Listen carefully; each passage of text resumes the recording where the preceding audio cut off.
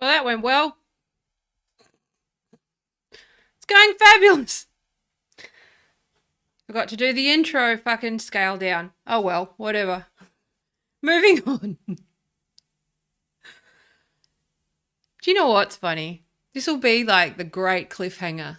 Will Taya ever, ever get everything in order? Will things work? Will the sexual tension between her and the fly be resolved?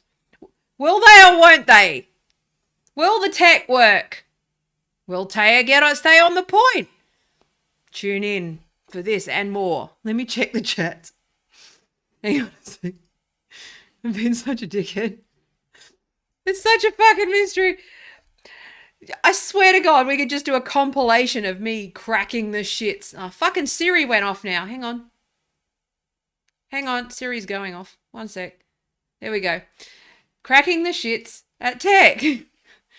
It's like we could actually just make a compilation video of tech not working. It's so stupid. Anyway, so let me just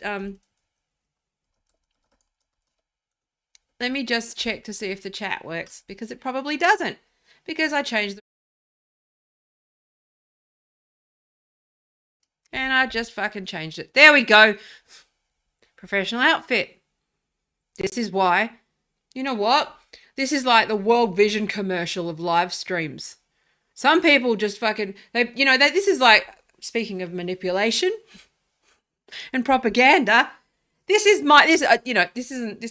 me. I'm not a calamity. I'm doing this on. It's all strategic.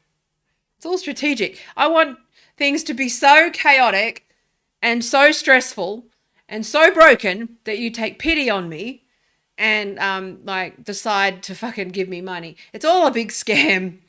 I'm not a fucking mess. I'm a mess. I'll get there in the end.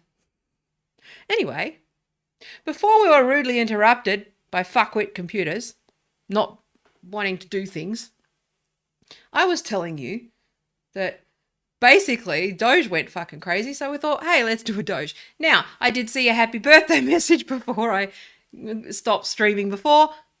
Thank you, Doves and Letters, I think it was. Thank you very much. I'll show you my birthday presents. Also, talked about my hair. The thing that was annoying me about the lights was, again, it was like yesterday, it was like, oh, the makeup fucked up your face. Okay, don't wear makeup then. Let's just go natural, shall we? All I've got is a bit of eyeliner and mascara. Who the fuck is Candace? I don't know who that is. And I prefer dyed. I don't know who's Candace. I don't know who Candace is. Also, especially because it's an unrecognizable name, don't know who that is. Enlighten me.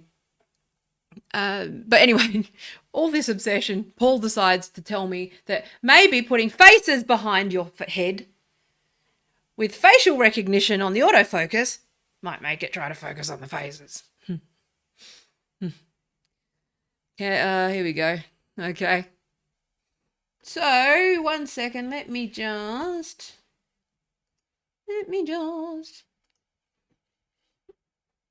open Restream chat.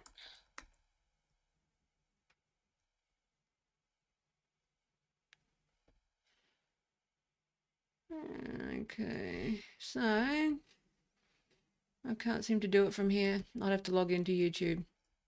Oh well, whatever. Let's just block that fuck.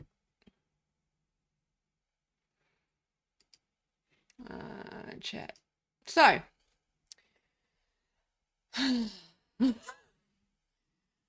welcome to Women on the Internet, where misogyny fucking prevails regardless of what you try to do. And this guy thinks he's funny. It's not showing up here, so I can't seem to block anyone. Sorry. I'll have to go into YouTube. Let me just open my YouTube chat because the restream thing's not working. Okay. It's no drama. We're just catching up. I'm just waiting for a few people to roll up anyway. So, let me just Detach the chat. One sec.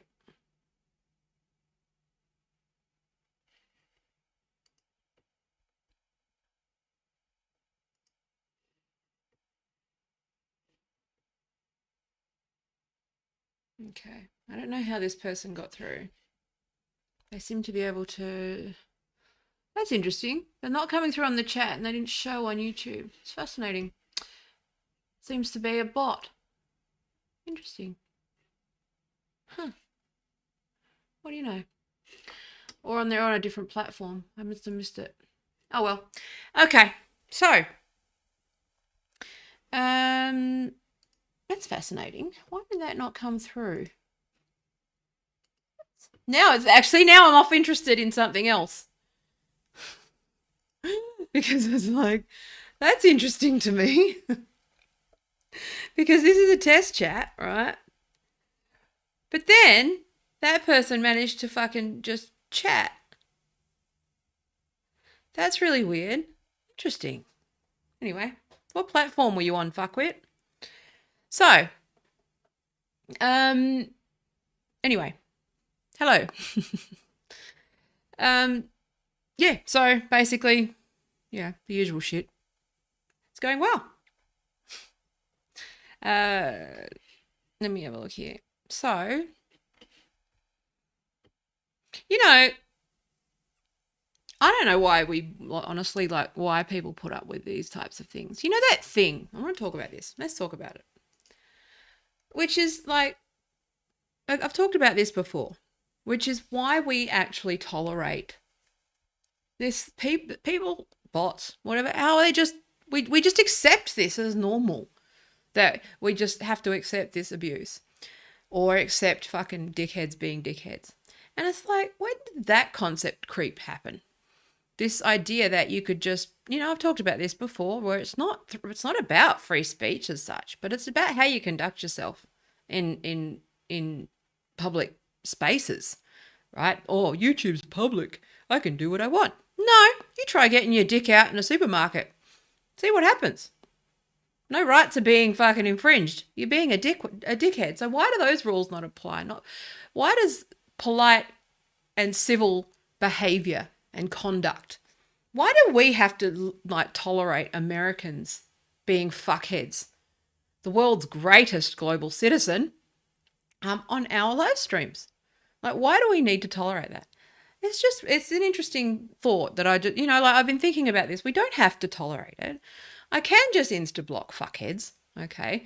And I find it really interesting that, people just think that they can just show up on things and be fuckheads.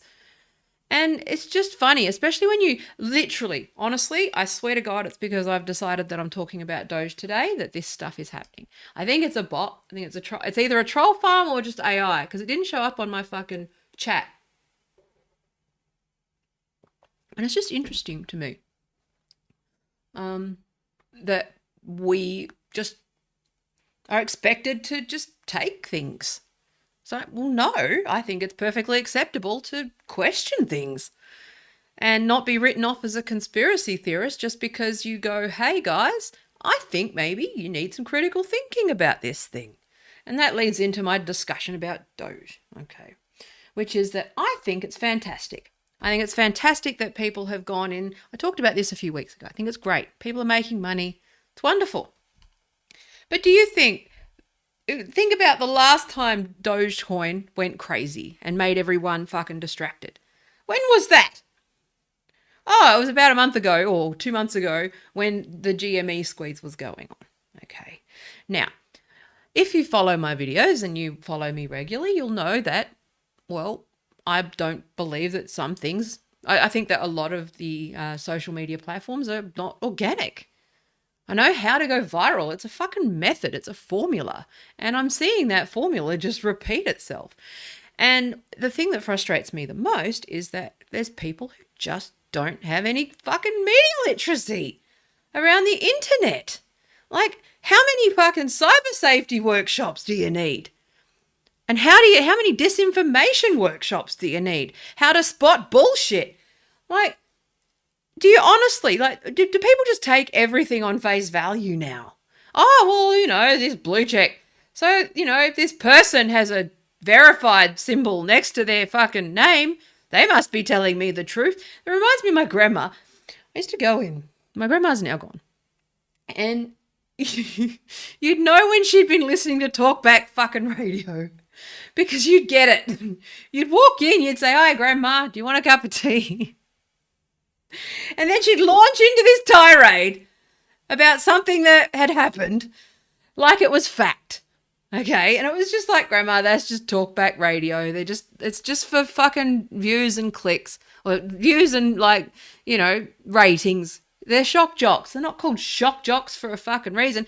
Are people not aware that shock jocks exist these days? Do they just think that if you are somehow endorsed and verified by Twitter, that you're telling the truth? If anything, people who tell the truth don't get a blue check. And those who are willing to fucking write bullshit for money are the ones who get their verified check. They're the ones who play the game and nod along and go, "Yes, sir, may I have another?" Talked about choice. I've teased the idea of talking about choice architecture at some point. I'll do it. It's part of the night. It's a series. There's courses coming. It's fine. Relax. I'm just talking about my birthday and having a bit of a rant. Again, got rattled again. Need a producer. If Doge could go to $1, then I can buy myself a new computer. They'd be happy. That'd be great. That can actually handle fucking video. And then, because I'm tethered to the fucking internet here, so there's not much I can do. I have to stream in 720p because our internet is shithouse. But hopefully Starlink might give us some better uploads as well. So see how we go. Anyway, I can't remember what I was going to say, but I just find it interesting that people just sit around and go, "Oh well, they're letting Dogecoin trend. That is not a tool of the establishment." Then it's like, do you honestly, the second something is trending on Twitter repeatedly and trending and trending and trending, you should treat it with a healthy dose of suspicion. It's like, well, there's a saying in intelligence if you're not in jail or on the run for leaking something, okay, that means they wanted it leaked. Okay, the reason Julian Assange is in fucking prison or Edward Snowden is on the run is because they leaked shit that they didn't want leaked. Okay? Otherwise, they want a story told, okay? And when I say they, it sounds crazy. I'm saying powers that be, okay? Whoever it is, corporations or whatever. Whoever has an interest, agenda, or fucking, goal at the time. All right, we know that Twitter is a tool of fucking corporate America, and if Dogecoin to the moon is trending, then again, whilst I love the coin and I think it's great and I think it's hilarious, okay, I also think that it's a fucking AstroTurf movement and it's doing the exact same shit that I've been tracking for years and years and years and years and years and years and years, which is make shit viral, make people believe it, buy into it, love bomb them, okay, with positivity and memes and fucking in-jokes and milieu control and all that cult fucking bullshit that people do, applying cult programming to marketing and then fucking make it look organic when it's not fucking organic, okay? Now, I'm not going to talk too much about the details because you're going to think I'm batshit, so that's okay. I'm just saying that anything, it doesn't matter what it is. This is why it looks like I'm talking about lots of different, seemingly unrelated things that are related, which is that if this is trending, it's on Twitter, it's probably a distraction from something else, okay? It's probably something that is being pushed just by design with Twitter, okay? It will not trend for long if they want it to not trend, okay? When I say they, I mean Twitter. Okay, they've been suppressing trending topics for fucking years now. If you don't see that, then you're a fucking fool and you're beyond help and you need this shit more than anyone. Okay, and this is the thing. There's a saying in in international relations, okay, or in politics, which is that there's no allies, only interests. Okay, this is not conspiracy town, okay? This is theory town. This is basic fucking international relations theory around like securitizing your enemies and, securitization, all these concepts, right? But if you understand that, you understand the fact that there are no allies, only interests. Things make a lot more sense when it comes to the internet, especially if you understand the history around space, okay? And colonial history and the fucking all of history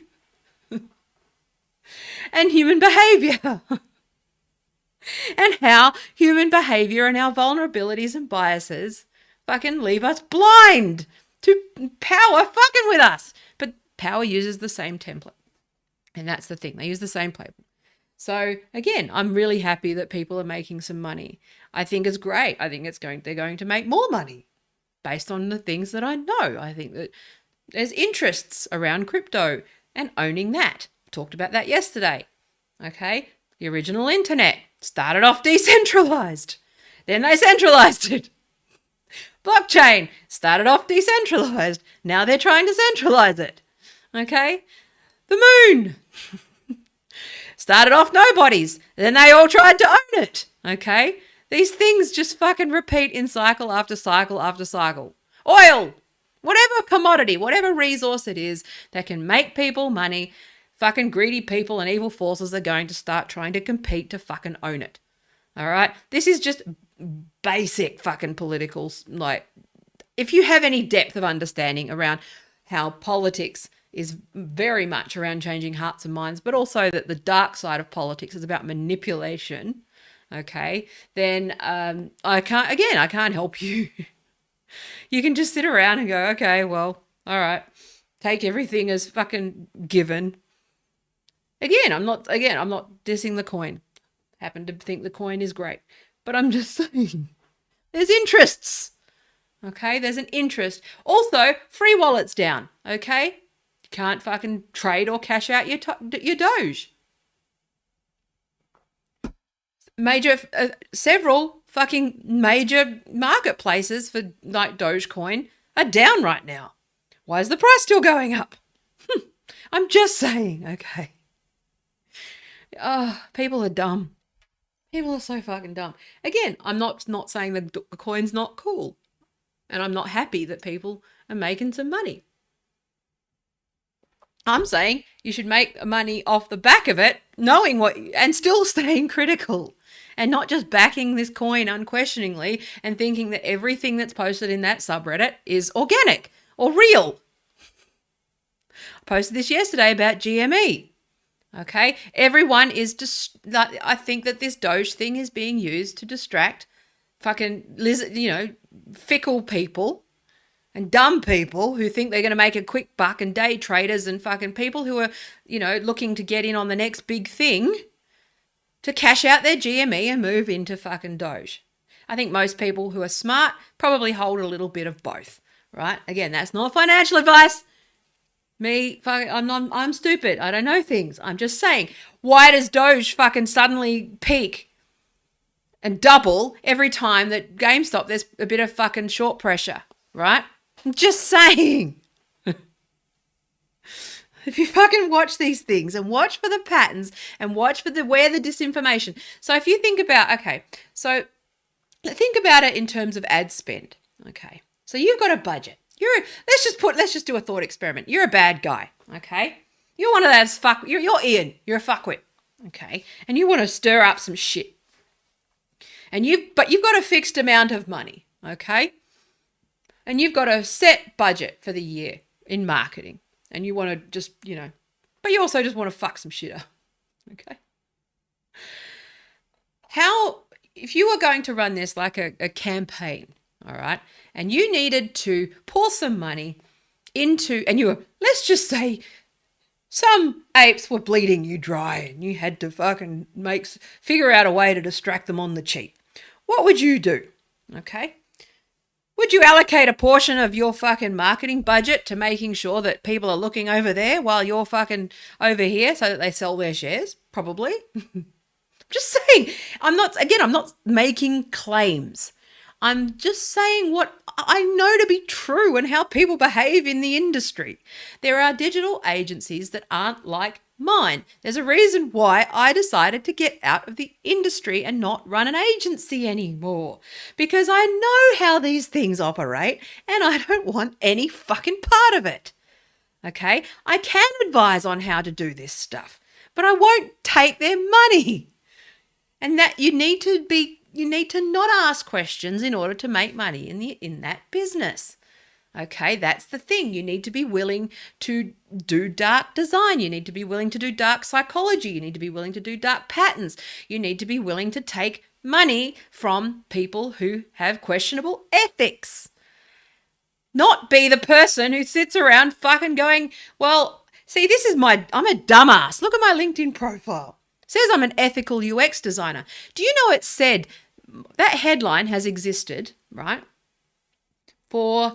Here you go. It used to say that my soul is my brain is for sale and my soul is not.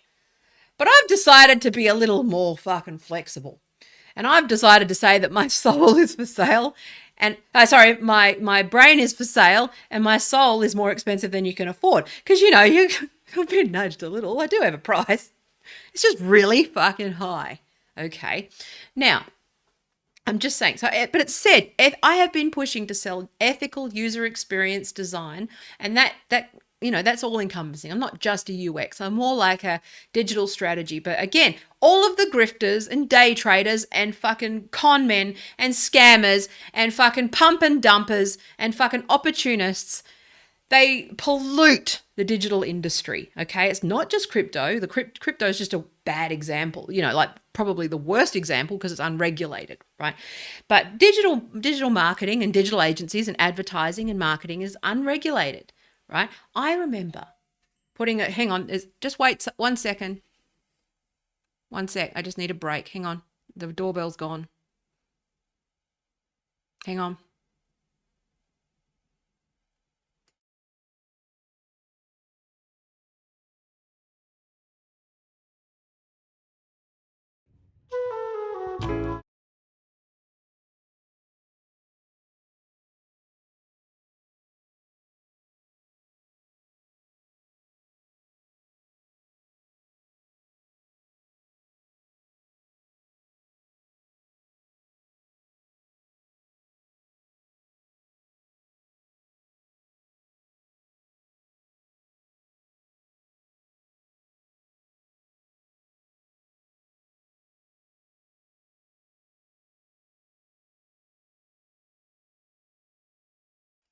Sorry about that. Someone sent me birthday flowers.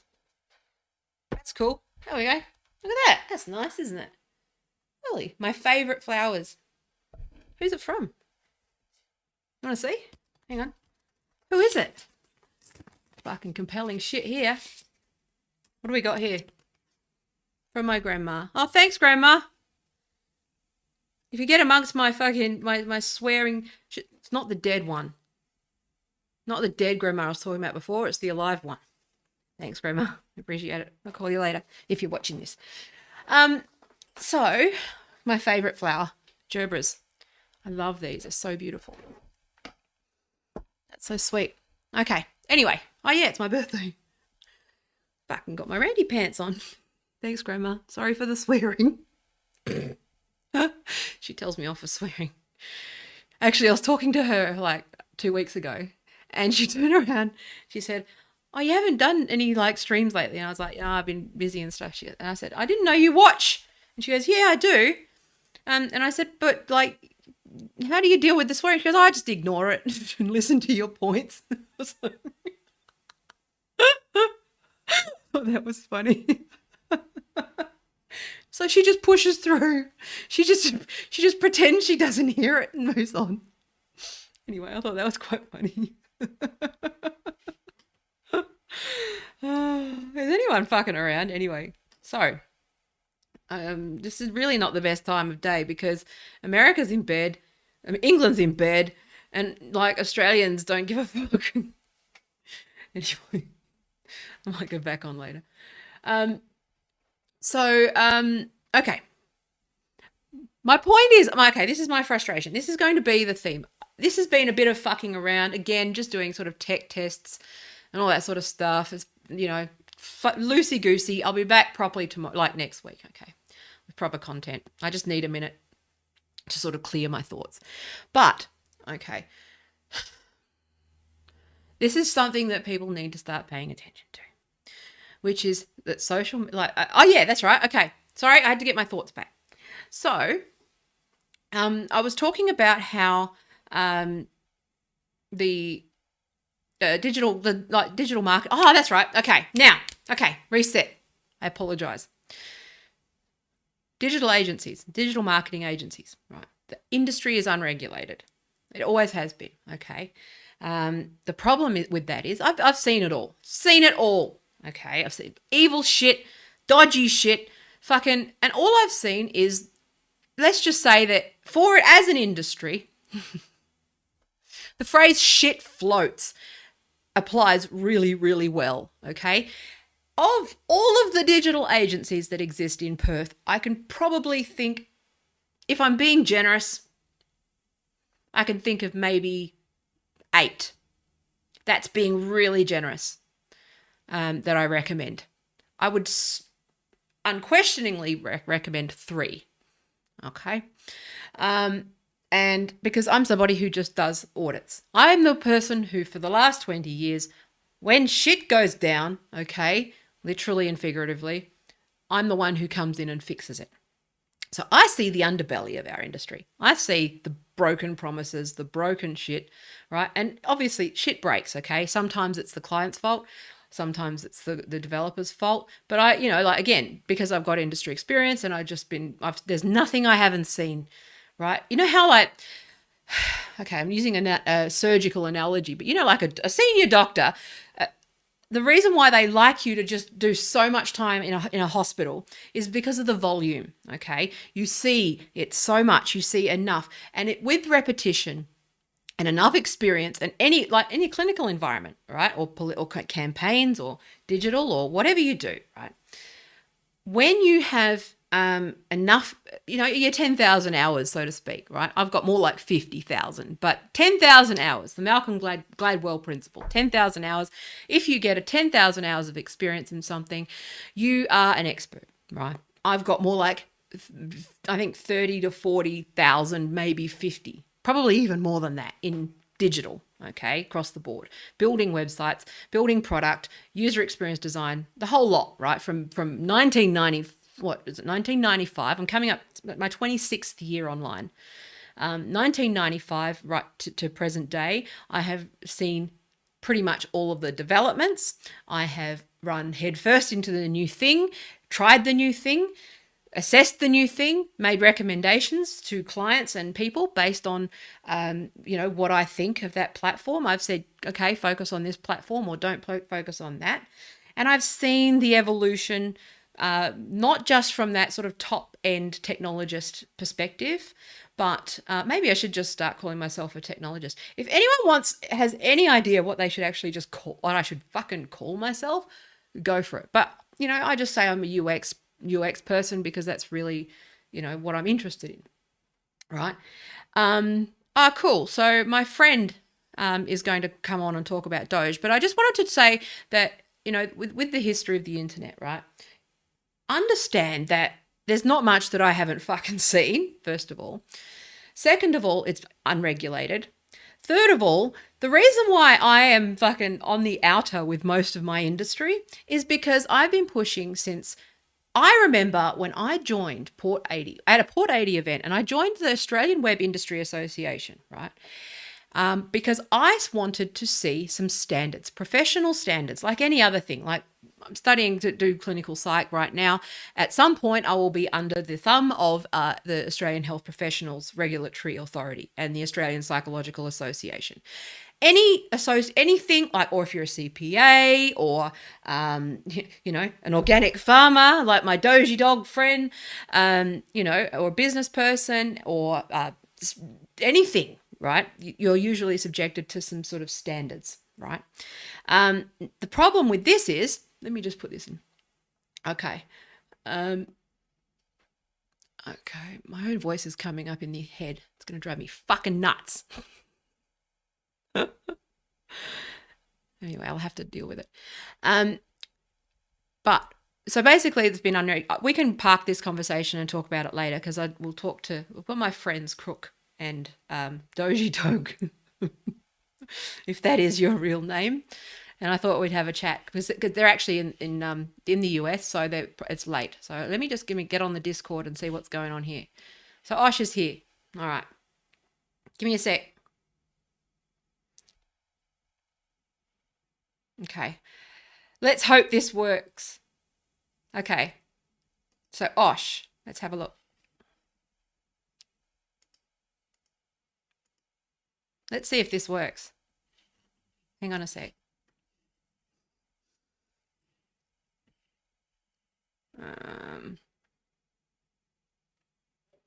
Okay, Osh is muted. So let me just do. See, this is the first time I'm doing it, guys. So thank you. And I'm glad that there's not a huge audience. So let's see here. Okay, on stream speaker. He can, okay, you can now speak, I think, if you unmute.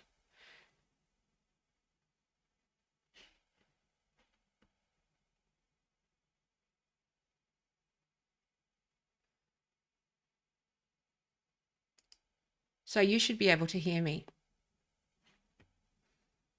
But the sound's crap because this is the setup. So you have to do so much hacking. Eventually, I'll just buy a proper computer. And when I say proper, I mean, actually, no, I'm lying. A proper computer is a Mac. This is just a GAT with the Mac. That it doesn't give you the granular control that Windows does. So we're waiting for Osh to come in and talk in the voice channel. And then we'll see how we go. Thank you for your patience with this, guys. This is just a new thing. No permission to speak. Okay. Such power. Such power. Hang on a sec. Let me give you the donors and supporters role. Does that work? No. Fucking hell. Hang on. Thank you for your patience. Also, can you ping me privately so you know what name to use? Because I'm fucking confused. Let's just say this guest knows his stuff. Okay, hang on a sec. Permissions.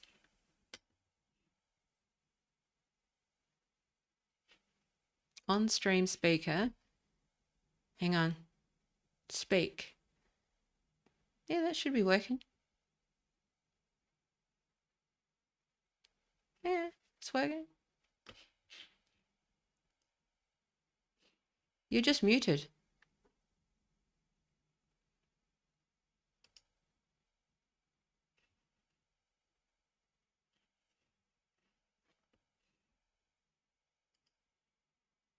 Yeah, you're just muted.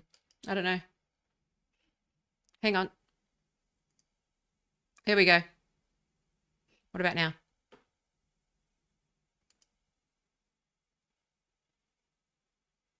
Okay. You're unmuted now. Sorry, guys. I know when there's new tech, like this is part of the soap opera. It's Osh. Okay, so Osh is speaking, who is also commenting as Doji Dog. For those that are... This is a fucking weird experiment. I'm figuring these things out. I'm such a fucking boomer. This is why I need a producer. Now, you should be able to speak now, Osh.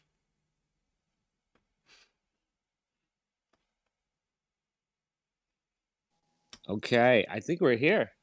Yay! Okay, now, sound levels. So this is Osh, my friend Osh, who talks a lot about crypto and all of that sort of stuff. Hello all. How are you all? Okay, so I don't know how many people are here. There's not a whole bunch of people watching. It's the really awkward time of day. But this is cool, so it actually works. Thank you for joining me on my tech test channel. I'm happy to be a guinea pig on this one. I'm a fucking disaster.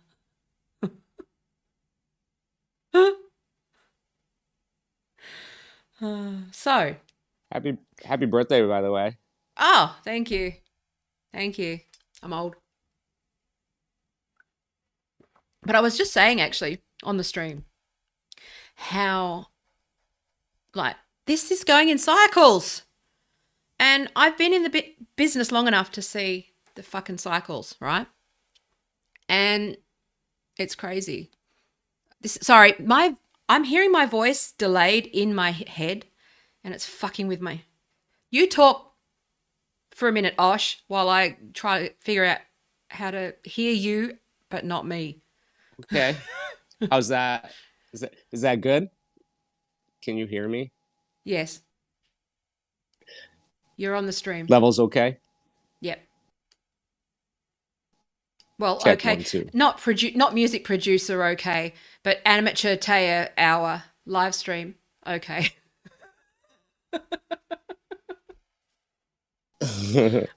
Yeah. Anyway, so talk about Doge for a bit. Explain how Doge went to the moon. You're allowed to say whatever you want. Oh, Doge, man. I don't know. You know, it's going there, so I guess that's all that matters at the moment, right? You know. Well, tell me about your research. Well, when it comes to the research, it seems to be, just the crypto market has become very manipulated. It's really not what it was intended to be. Which is to avoid banks. Have another outlet. To transact.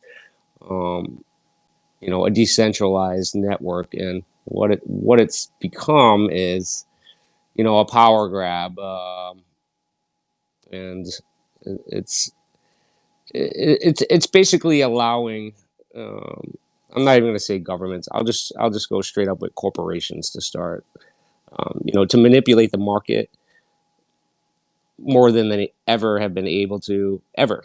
So it's kind of a catch-22 right now. Like, the world's governments are going into crypto. We know this. But how far do we let them, you know, control it? Because it can really be a good thing for people, or it can be a really bad thing for people. And right now, the system is being set up to be a really bad thing. You know. Yeah. Sorry. Just 1 second. I figured out what I need to do. 1 sec. I was listening to you.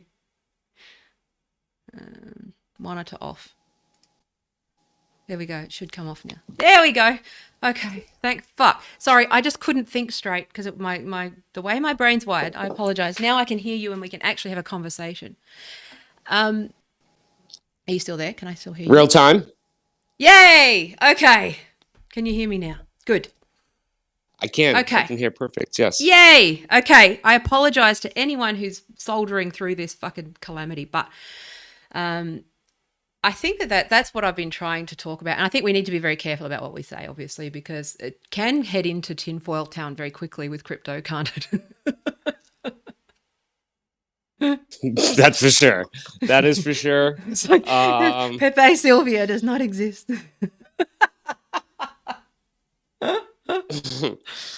It's been quite the roller coaster. Let's put it that way. Yeah.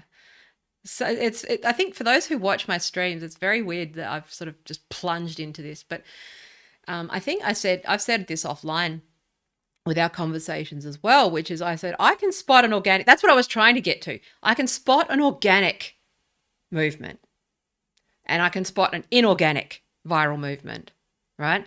And this one has every sign that it is being pushed by the same bots and sort of troll farms and meme wars. And again, it's hard because when it's your own thing that you're really happy for, like you to see it succeed and be popular, and you go, oh, and then I feel like I'm shitting in everyone's cereal all the time because I've made some amazing friends, you included, with this whole thing. And I feel really Yeah. bad. It's like when this happened to feminism as well. This is why I say I have the same emotional state, because it's something that I feel strongly about, but I'm seeing it being co-opted. And you get what I'm saying? And it's like, oh, fuck, here we go again. Yeah. I have to be that Yeah. voice again. Completely. Completely. And the same I thing with mean, digital. I have to be that. I always have to be that voice that pisses on everyone's bonfire. it's manipulation, and Yeah. it's been building up for it. I'm always into getting into new ideas and new technologies and stuff, and I got into holding crypto when, God, probably about 2015 or 16, and got Doge for the first time. I'd like to say 2017 ish. And since then, wait, like you said, when you believe in something and you waited a long time for it to come to fruition, and then you see it totally hijacked. It does put a bad stain on the moon. That's on the moon for sure. And Yeah. But I saw the same thing happen with Me Too. Like, that thing where a movement just gets a critical mass, right? Something like, let's say feminism, right? Sexual harassment at work, right? Let's use that issue separate. This is why I see the parallels, and this is more for the audience's sake. And I'm thinking this through. I haven't prepared this thought. It's where the gold is. But I saw this happen in maybe 10 years ago. That's where feminism, I saw it starting to get co-opted by the people who were anti-feminist or who were not necessarily in the interest of women's rights. It just they didn't buy the dips. They bought on the way up. And that works, as a metaphor politically as well, which is there's the hard part, which is like during the lows and the dips or buying early, to use that investment analogy. And that's the same thing, the same sentiment like appears politically, right? Which is that there's those who are in the weeds and in the hard yards and buy when it's hard and buy when things are down. And then there's the people who are only there for the upswing in anything. Does that make sense? And yes, for in that sure. upswing, it gets taken advantage of and attracts sort of people who don't have the best interests. And maybe it's just me being a purist. Maybe I'm just a part of the problem. But this is just after a lifetime in activism. I go, well, do you actually even believe in the core issue? And I was talking about that yesterday with the vegan thing as well. You know how it ends up, once it becomes popular, and maybe this is a Gen X because we're roughly the same age as the Gen X MTV thing where my band got successful and they went mainstream and I don't like it. I mean, I'm quite open to that. That idea that it's just me thinking it's not cool anymore. Does that make sense? Yeah, But no, it does. I mean, it's funny how isn't it funny just how everything caught on so fast after all these years, right? Uh, Very yeah, interesting. And but when you see it from my point of view, right, which is that like people, I don't know whether it's our generation who just grew up watching MTV and alternative music in the 90s, right? Because you're like in the, we're the music stuff as well.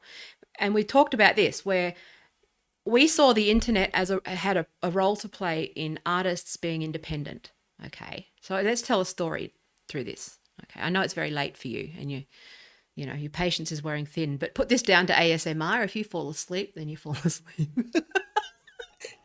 yeah, no, I'm like, I just realized my phone is like, it's like at You're two always percent. out of So gas on your I'm like kind phone. of like,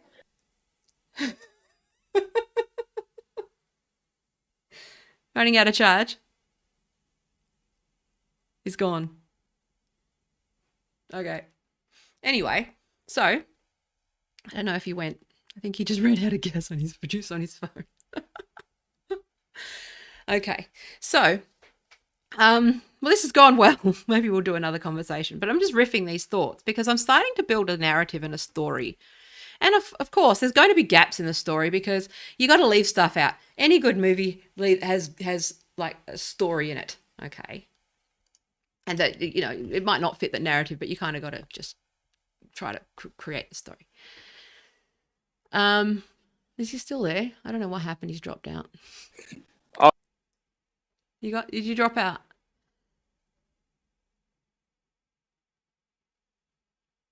Okay. I don't know what's going on. Um,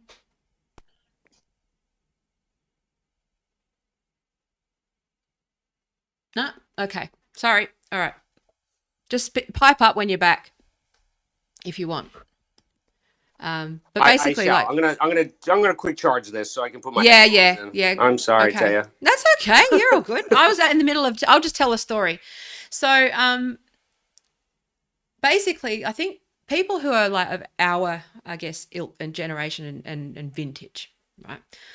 We grew up watching sort of MTV, and in Australia, it was like, whatever dregs of MTV existed. But there was this whole culture around the 90s and 90s music around selling out, right? Or being a sellout, because that was very much part of that sort of grassroots, that independent music scene, and all of the big labels sort of, sniffing around indie artists. There was that whole indie music movement. And then indie went mainstream, and it became popular. And then there became those accusations of being a sellout. You're going to see, the thing is that the language changes, but the story doesn't. The cycle doesn't change. And the actual psychology underneath this doesn't change.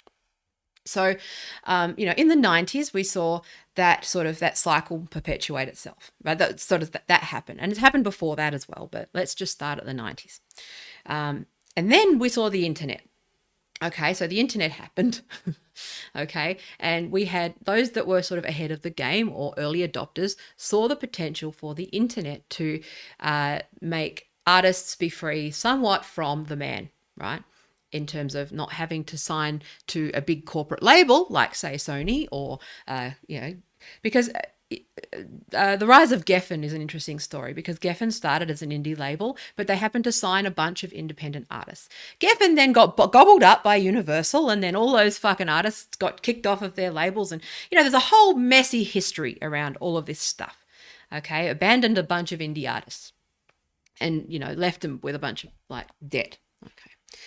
And then you had the internet sort of hit. So we saw another opportunity because it was just this constant moving and nudging. And I talk about this nudging of the needle and movement. And so people signed on to the internet, and then they discovered MySpace. Okay, so eventually sort of musicians realized that if they had a website, that they could reach their fans, and that you would, you'd have a fan forum, and that you just have sort of a very, very basic kind of website.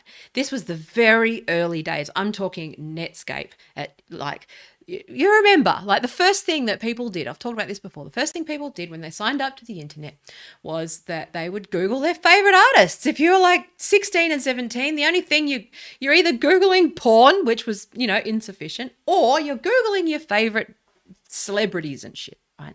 And if they happen to be online and be early or, fairly early adopting, then they would have a website and you would go hang out and become a super fan of them. Okay.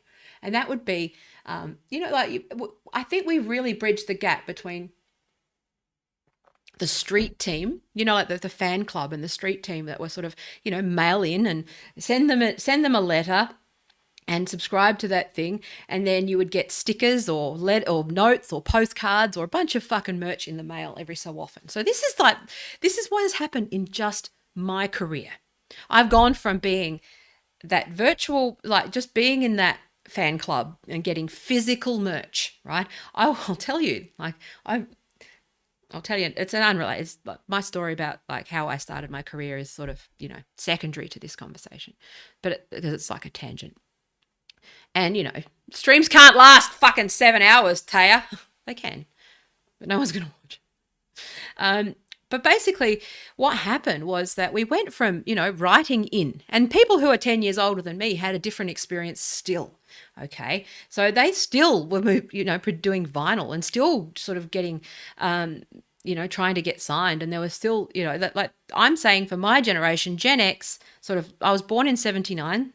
It's my birthday today. I'm 42 years old. But in the last, say, let's say 20 years, 25 years, things have just changed so exponentially, right? That, you're sort of, I think it's just unique to our generation that we've just straddled so many different things. If you're an early adopter, like I was on the internet like fairly early. I got into things pretty early. I was always an early adopter of technology. I liked new tech as much as I could afford. I mostly just coveted new tech. I didn't buy it or adopt it. I just coveted it. But I was always on the cutting edge. And I was always someone who just signed up to the new thing and was sort of people would come to me and ask me what the next big thing is going to be. So if I've moved into like this stuff and crypto, then that means that I think that this is the next big thing. But when you have 25 years, 25 years is it's actually interesting that it's a birthday stream because, you think about how old you are and like how much, what's going on. If you're living your life well, you're starting to sort of assess where you're at, what you want to do, it's like a kind of like the New Year's resolutions, but for your life, right? But it's not for the new year, but it's sort of, for your age. And so I often get sort of reflective and contemplative at this time, when my birthday hits, because I go, well, have I achieved everything I want to achieve? All those things. The answer is fucking no, but I can analyze it. But 25 years is a pretty decent period of time where you start to see sort of patterns emerge. 7 years, that 7 year business cycle has sort of gotten more and more rapid. Technology is just changing at sort of, rapid rate. 3-year cycles now, right? Massive shifts. But 7 years roughly, you'll just cell regeneration. It's almost like nature. The business cycle, 7 years. Cellular regeneration, 7 years. Fucking marriages, 7 years. It's just like, again, I'm not a numerology psycho, but that sort of regeneration. Think of it in those terms. But what I've seen is enough 3 of these cycles now, which was the early, as a child growing up watching music videos and that sort of Americanization of our culture sort of early on in the 80s and 90s. Then sort of, that indie music and possibilities and radio and top 40 radio being a big thing, but independent music really hitting top 40. So that cycle of sort of, oh, you're a sellout, or, oh, fucking, I was a real old fan. I was a real true fan. And these new fans are fucking, just in it for the, again, I'm happy to talk more about fan psychology, but I'm sort of whatever, talking shit. But then the internet hit and we saw that again. Okay. And this is those purity spirals that we keep talking about. But again, those are gamed. Okay. They can be gamed, which is that at every point in internet history, we've reached critical points where we've gotten, artists get a little bit of independence and then it gets corporatized and centralized and owned. Okay. And dominated. And then all of the independent players get out of the market. Okay, or get squeezed out or get run out of business or absorbed or, all of these sorts of things. It's going to the moon. They were trying to own the moon. America went to the moon. And the space race, look at the space race. Crypto is very similar to the space race. The fact that they mention mooning a lot is probably not a coincidence. Again, it makes you question everything. But if you just have an understanding of like history with this stuff and the powers and interests that are at play. But at every turn, okay, corporations have infiltrated something like an independent movement. They did it, well, hippie culture was co-opted, okay? It's not new. All right. But, so basically, we've sort of hit that stuff with culture.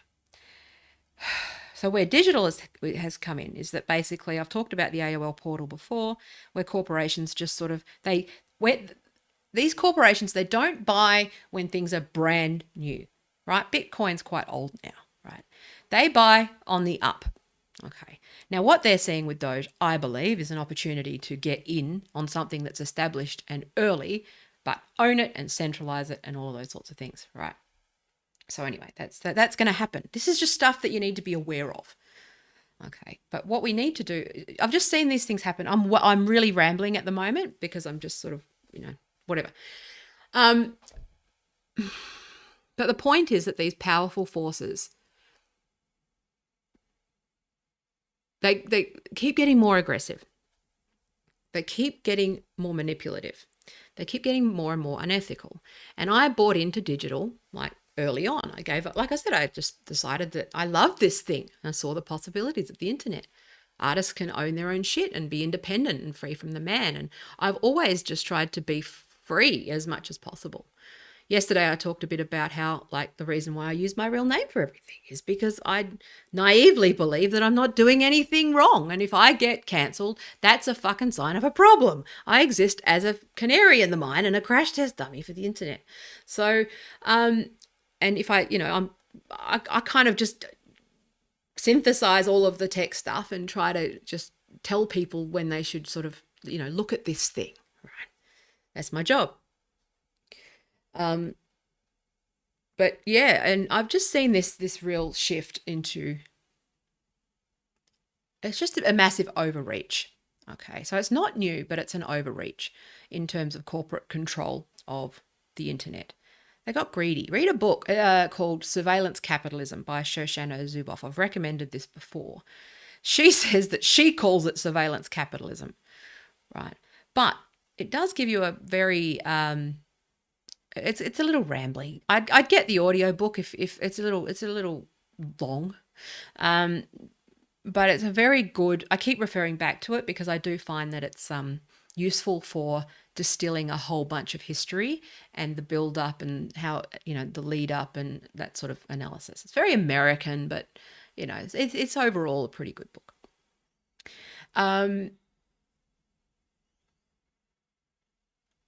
But just trying to think. What's happening with this stuff is that whenever there's anything, when there's a buck to be made, I talked about this before Osh joined us, was that basically the industry, first of all, is unregulated. Second of all, it always attracts dodgy people, right? It's ripe for that. What we saw with the internet was, sorry. Okay. So I was talking about Gen X. Sorry, I just took a minute to me to get my brain back. It's sort of just, this is what happens when I'm distracted and worried about tech is I just start waffling and fucking wandering off. It's like I'm in a Zoom call and I'm just listening to someone monologue. I apologize. But It's all good. Oh, you're there. I'm there. Okay. I'm here. Okay. So I was monologuing until you came back. So, yeah, so you can just talk and it's all good. Yeah. But because I actually think that it's really, this strikes me as a Gen X's time to really shine, or, those people that are sort of born between, you're younger than me, so you're elder millennial, but that's that experience growing up where we saw this thing happen in cycles. And we're old enough to know that but we were young enough to be early adopters of this stuff and see it be analog, right? For most of our consumption of music and those sorts of things, right through to now crypto.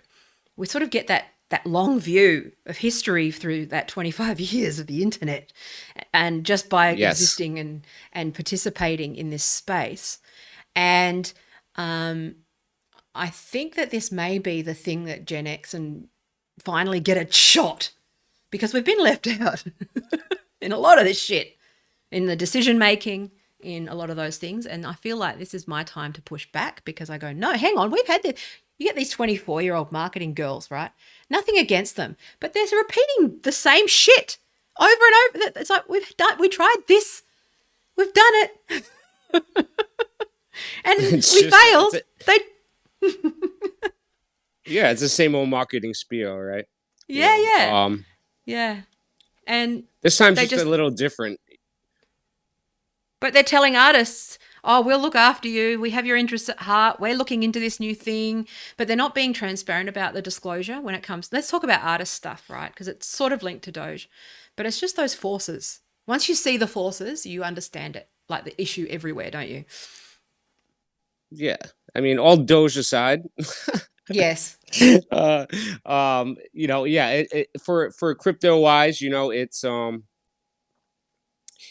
it's it's the same thing that happens with your analogy of music here.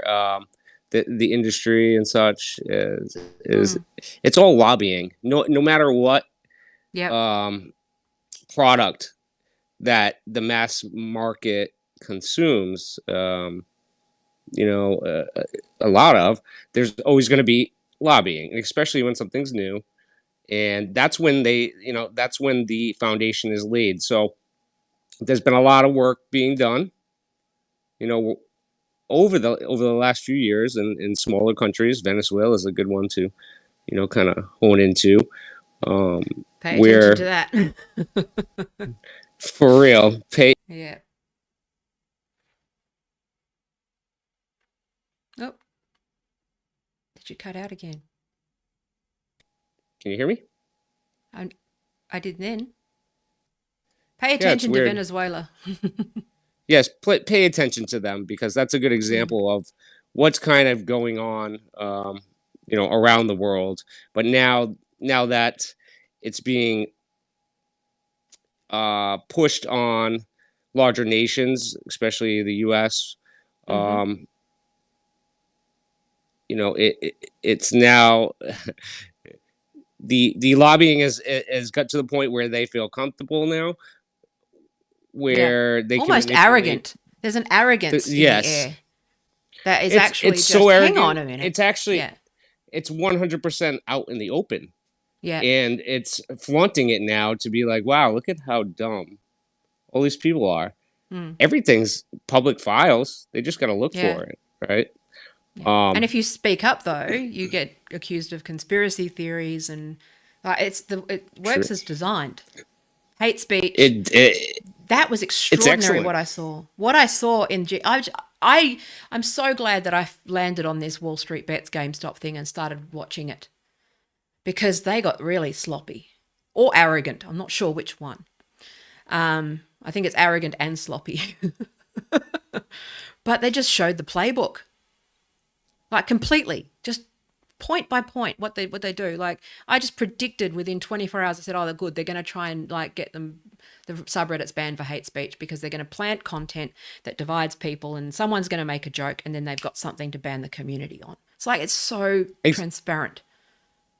yeah, and it's like it's basically it's baiting it's baiting regulation that they can push on their behalf. So it's kind Mm-hmm. of how it Yeah, works, especially yeah. with, I mean, Especially with currency is the Facebook. biggest thing. I mean, you know, Mm. Yep. currency is this combines all cultural and just day to day life, for Mm-hmm. everyone. So,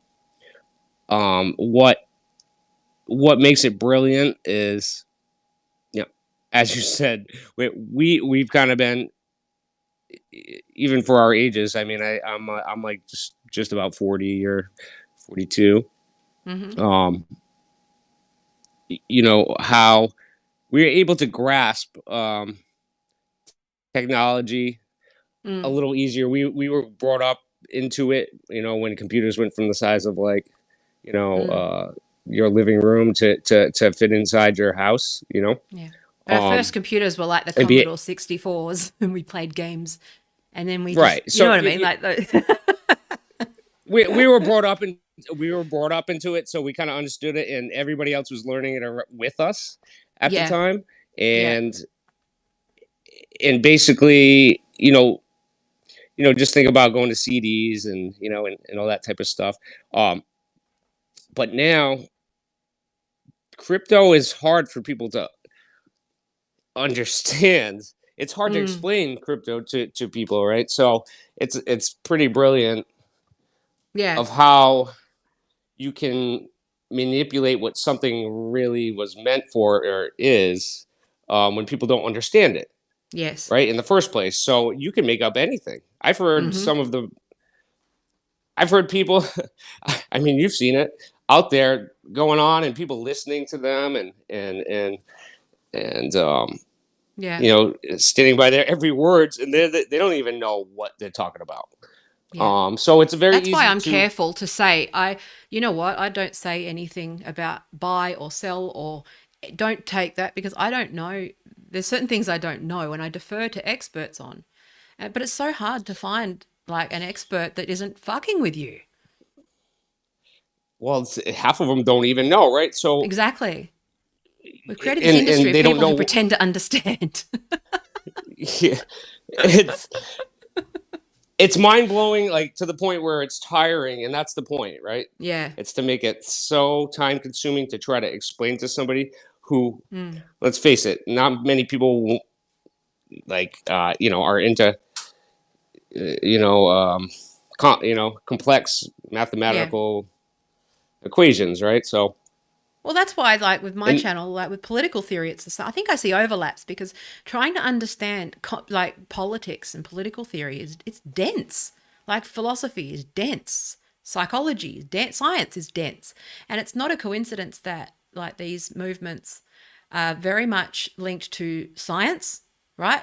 Some, especially when or things that are impenetrable for most people because they bank on people giving up and not pushing through and being critical and going, hang on, no, that doesn't sit right. I need to, like I've said, I need 8 degrees to talk about things that I talk about. well, 8 disciplines. it's pretty it's pretty easy to do too, because Mm-hmm.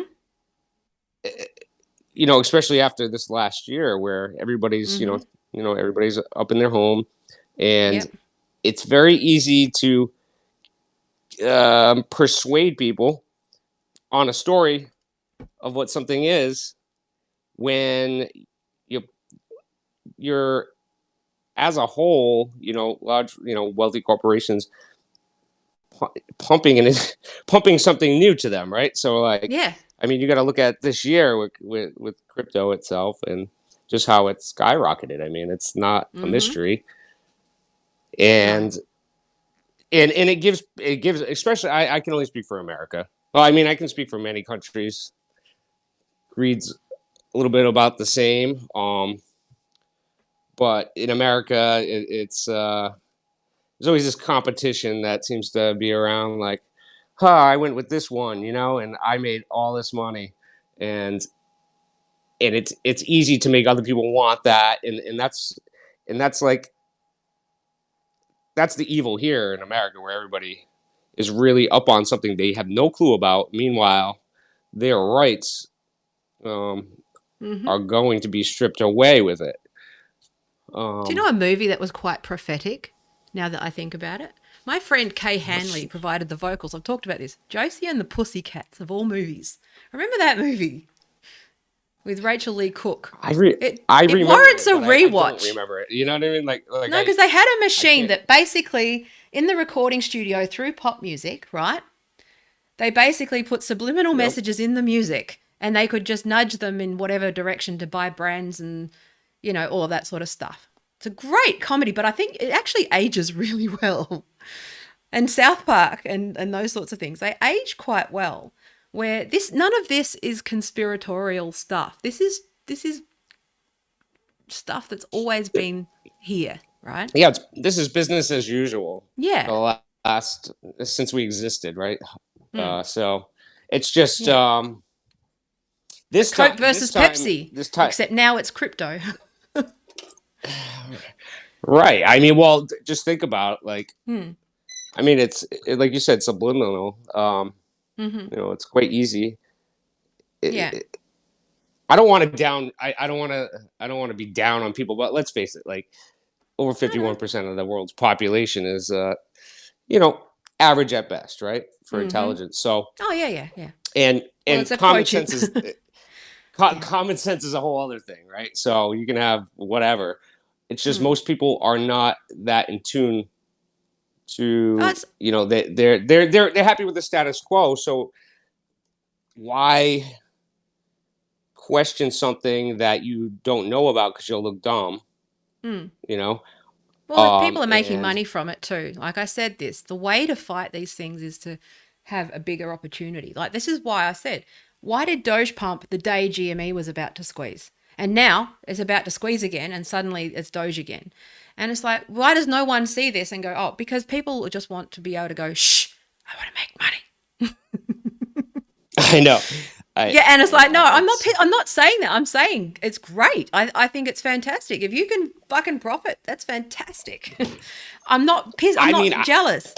I'm saying it seems like a bit of a fucking coincidence. well, kind of went through this before with Doge, Yeah, right? So this has already happened like a long yeah, time ago, and yeah. literally the same conversations back then. It wasn't as big of a deal, but like, yeah, you guys might want to get this because it bumped, and this thing hasn't moved in a long time, you know. Mm.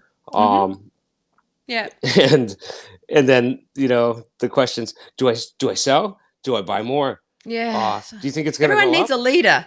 I think I that's the don't thing. fucking know. Like, I don't know. This is all right. Stocks, like corporate public companies that you invest in. There's a lot of data. There's a lot of Mm. data that you can Yeah. go and research, and Mm-hmm. if you're good at it, some are better than most. Mm. Um, it's a whole process, one which I Yeah. follow. Mm-hmm. So how all I can say about the how it's set up right now, it is like a casino. Mm-hmm. You got Yeah. better odds, that's for damn sure. But Mm. there's no real way. I mean, to tell. Yeah, there's news briefs, there's this, there's that come out, but at the end of Mm. the day, You probably profit when better you if you understand the politics and geopolitics at play and the well, yeah, interests. you Right? can't profit better. I'd be buying money like you buy stocks in pharma. You haven't seen Silicon Valley, but there's that scene where a guy buys like one of the VCs. The way he sort of talks about his investment strategy, and it's like very non-linear. So he reads the Mhm. news and then he deducts and he says, okay, so I read the news and basically it's the opposite of that. And then, and then I look at, like all of the fundamentals of the company, but then I could, because he really has this thing for sentiment and how people, and like what's downwind as a commodity. And he basically ends up just buying up sesame seed farms. And they go, that makes it. But he's like, no, because Hungry Jack's and Burger King and blah, blah. There's this whole thing where he talks about that methodology. And most people don't think that way. They just go, oh, the TV said buy, so they're trustworthy. Exactly. That's what I was ranting about That just before. yeah, Like people just buy it superficially. And it's just like, okay. I mean, I can buy, like, I've certainly done okay with the crypto thing. We'll put it that way, but Mm, that's, it's, I know what to look for. I can do it off of, I can just look at a volume now and be like, all right, yep, and the yeah. percentages and be like, all right, well, I can buy this here and I know I'll make 3% on it and I can cut out safely, you know, things like Mm. that. But I also just watch it's who's most malleable in the crypto community and what they're talking about. true, but things can come up in a second and they literally, They're it's fucking, like, oh, I got no the attention crypto news span. is like the crypto news is like the tabloids. It's like the new Yeah, I Hollywood, know, right? right? So Yeah. they can literally say 25 different things and just pump it out to create the sentiment, Mm, to move on something. So yeah. there that holds true for stocks as well. But crypto is just a little, it's Mm. currency, right? But this is, So yeah. But this is why I think zooming out's a good idea with this stuff. Because for me, I just see yeah, a playbook that's just replicated. It doesn't matter what the issue is or what the product is. They're just trying to move product. And it's just like a school. They just poke it and then it trends on Twitter. And you go, okay, well, if it's trending on Twitter, it means they're hiding something there's something they don't want me to see. Again, when you've right, been on the receiving end, like again through this feminist stuff, right? They called me a turf. I'm not. I'm not. But I saw this happen, the suppression of one side of a conversation actively, right? And it's happened with race and a number of other things. This active suppression of reasonable voices. You start to see the pattern emerge where you go, well, you know that Twitter trending is bullshit. And you know that the media suppresses certain stories. You know that, and then you see GME and you go CNBC, Motley Fool, and all those people, they're just deliberately saying, forget about this thing. It's crap. It's just this complete like bought and sold disinformation campaign. And it's like, okay. And it's building a cult, like a series of cults around it, right? And I sit there and I go, this is the same shit over and over again. Exactly. They're just trying. It's basically, it's influencer marketing. It's micro influencers. In Doge's case, it's micro influencer campaigning, where you find people with sort of 1,000, 2,000 followers, right? Who have a loyal audience. And that was why I think I sort of bought into it, because they started including me into the community. And I went, they see me as a micro influencer, right? Very micro, but I'm saying, which is I'm a persuasive voice in certain areas. And if I say buy, people will buy. And I'm like, I'm not going to do that. I'm going to tell the truth. But, you know, yeah. Hi. Oh, so Connie's here. She's saying hi. Or he's saying hi. She. Fucking gender bender, Connie. Thanks for the Thank you for the donation yesterday of £5. That was very nice. Even though I didn't play the guitar. I will one day. I've got to get over that fright. But I'm just saying, like, again, I think it's just when you see power and centralized power and the fight for control, and that this is a war that's against, that's really not, it's not us that are doing it. There's no grassroots anything anymore when social media is involved. I think that's the point, right? Right. The point is that there's no spontaneous shit anymore. A lot of it is just nudged. Yeah, and it's, man, I know. But it's okay. It's crazy. I think people just need to be you lied. I said I'd give you a $5 if you lied. Okay, so that was what Connie just said. Yeah, I haven't lied. I put my life on the line. Anyway, what was I going to say? Oh no, I was saying about like the whole paying attention to the bigger picture and zooming out from this. And it's just crazy. Do you know who's been more and more correct lately, which I find surprising? Is Russell Brand, of all people. Have you been following him on his YouTube channel? I haven't. I've been, I've been so busy by the time and by the time I actually get to do any of the social media stuff, it's like crazy. Swamped, like 80. Doge Dog is a very busy man, people. Just a little bit. Just a little bit. So, I don't know. At this point, I'm just riding the wave, so to speak. Yeah. Well, that's the thing. You reach a point in the road, I think. I think the difference between people who've lost their mind and people who haven't lost their mind is that when you rationally see something, right? You see something, you go, hey, if I shout about this thing, I'm going to get in trouble. And I'm not talking about like little bits of fucking trouble. I'm talking about Assange level fucking trouble. If you start talking about certain things, you just go, no, I'm not interested. And that's the sort of the cross versus, I think the definition of a crazy person is someone who does that voluntarily, if you ask me. With their real name, that's what I'm saying. And those sorts of things, but he's dipped out. That was well timed drop out. That was on purpose, wasn't it? No, it's just interesting because just to see these things happen. I know this isn't very structured, but watching those patterns emerging over and over again, and then I've sat there just scribbling down my bit by bit, saving all of the fucking articles and snapshotting them and archiving them and making sure that they're there. And it's really interesting because once you start to see like trending topics or even mainstream media or, again, making generalizations, obviously there's, you got to just be having critical thinking. Ask the question, what do they want from me by reading this? If someone's telling you the truth, Generally they have no real skin in the game, right? And I don't care if you buy Doge or not. I'm not pumping anything. I'm just saying, I think, yeah, like I've got some, I made some money. I might be able to buy a fucking working computer now. That'd be good. Or whatever. But I'm not like, I think that you've got to be willing to say, hey, I think this should be looked into. I think what's the saying about principles is that, you know, they're only values or principles if you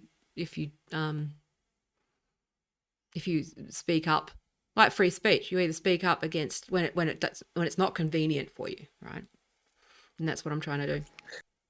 Are you gone? Are you back? I can hear you a little bit, but I don't know if you're there. But that's why it's like we just need critical thinking skills. And I think it's not even about people being unintelligent. I think if you know cult psychology, intelligent people actually fall for this shit too, because it's actually hacking lizard brains. It's subconscious stuff. This is dark psychology. It's not anyone's fault.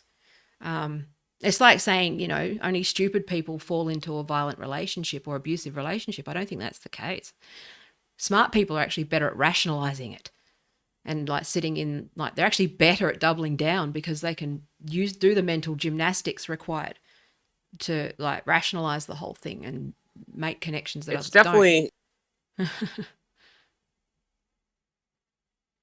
Go ahead.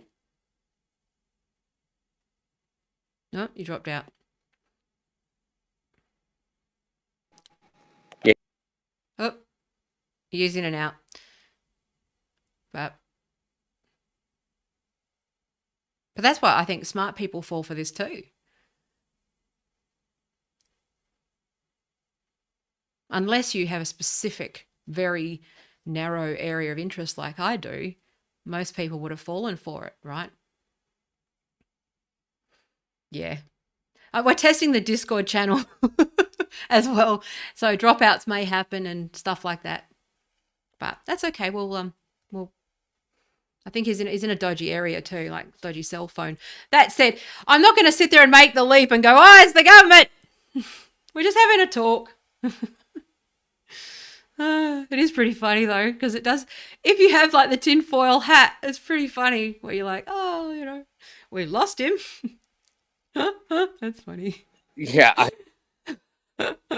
It's like, no, he doesn't charge his phone and he lives in a bad cell area. It's funny.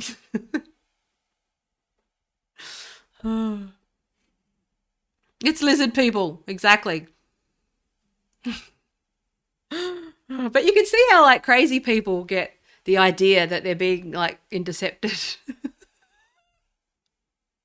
You can see how like, again, like dumb people do get caught up, but smart people do too. And I think that that's the thing. And it's not so much about your level of intelligence. I think it's your ability to push through dissonance for the truth. I was talking about that yesterday, which is that, yes, there are some things at play, obviously, where you do have to be a little paranoid. I think increasingly I've been naive and utopian about tech. Okay. I think I tend to err on the side. I don't have really anything to hide. I'm not doing anything wrong. Okay. But we're just having a conversation. But you can see how someone who is already, already in the community, already paranoid, watches a lot of like, oh, fuck, I laugh. The anonymous YouTube channel makes me laugh. Because it's like anonymous, official, verified. It's like, yeah, okay. So I should believe pretty much the opposite of everything that channel says then. And I think that that's just the thing. Right. Is just you got to zag when they zig, right? Because I sit there and I watch it, and basically those videos are like a horoscope where they basically say a lot of they and their and these people and those people and them, right? It's almost like they're NBs, but like they're non-binaries. But I'm just saying that like most people, like with horoscopes, they fall for it because it's general enough that you can just use whatever fucking conspiracy or tribe fits in your mind or other fits in your mind, and it's just like, oh, that's what they're doing. So if I watch that video, I'm like, that's what the fucking US government's doing. No, I go, okay, they're manipulating you. That's a manipulation. I see it for what it is. Like with Seaspiracy, I see it for what it is. But it's very hard because most people don't. That's hacking our our biases. Right? So a woke person, crazy, insane woke person would think the alt-right's coming to get them because Anonymous said they were on, you know what I mean? Like, that's the thing about Anonymous, is that they're kind of that neutral zone that can be easily co-opted with propaganda, where they just say they and them and there, and then you do the rest of the work. Okay? Unless someone's making an explicit statement with evidence, research and data, I wouldn't trust it. Right? Because it usually means that they're trying to get you to do something.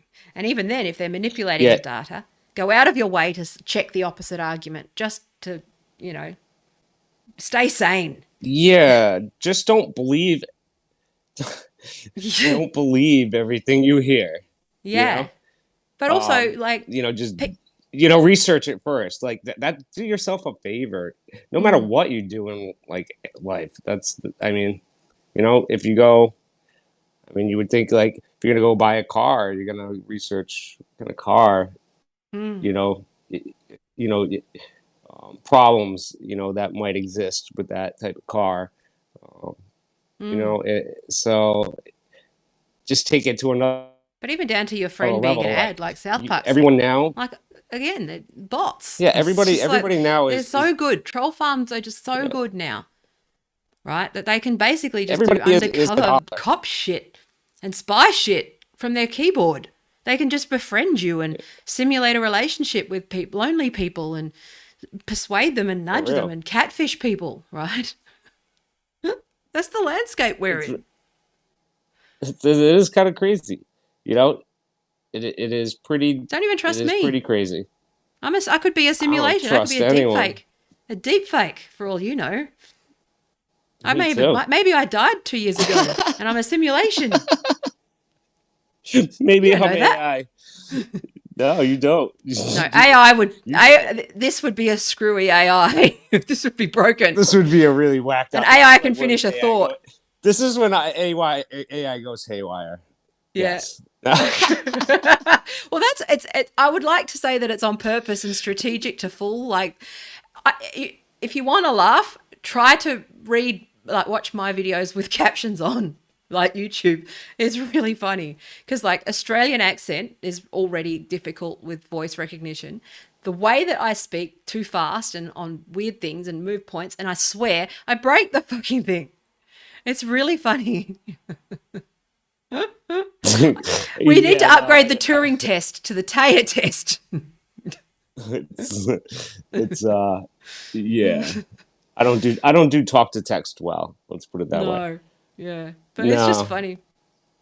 But again, we're not like. But this, I don't think that it's fair that I don't think people are necessarily dumb. I think that would have been true a few years No, ago. But I think well, that they're listen. so sophisticated now that I think we can just assume that you should be critically not just I'm again. Yeah, yeah.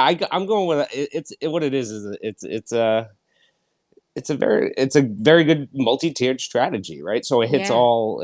It starts. You have this subliminal push that goes daily, and then from there it's broken down, right? Mm. So But they put the so structures then in place with big tech. yeah, there's all different spots, and Mm.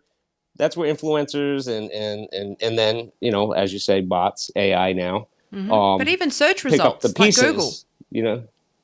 Yeah, but Oh knowing yeah, it's what's like, bad. again, like, I think that the problem is that people take pieces of the information. And because of the way that professions are structured, it's so siloed that people don't see sort of because I've maybe career hopped, I see it slightly differently. But like The the way I Google the way I see it SEO, is, you know, yeah, I mean, the way I reputation see it management is firms. everyone every everyone is a dollar sign, right? So Mm-hmm. and the people's own fault for that is the people, because they allowed, you know, just you don't know how many people I teach the most simplest things, Mm. of just like hey, at least keep that information like to yourself, uh like Or at least like check what I'm saying before. Like one thing that I do is when I talk to people is that I'll check and go, okay, so I repeat it back, reflect, and I go, okay, so is this what you think is going on? I don't just go and regurgitate it, but I've been called by various people. I've been a target of like various things before where people have just made friends with me and gone, hey, here's this story.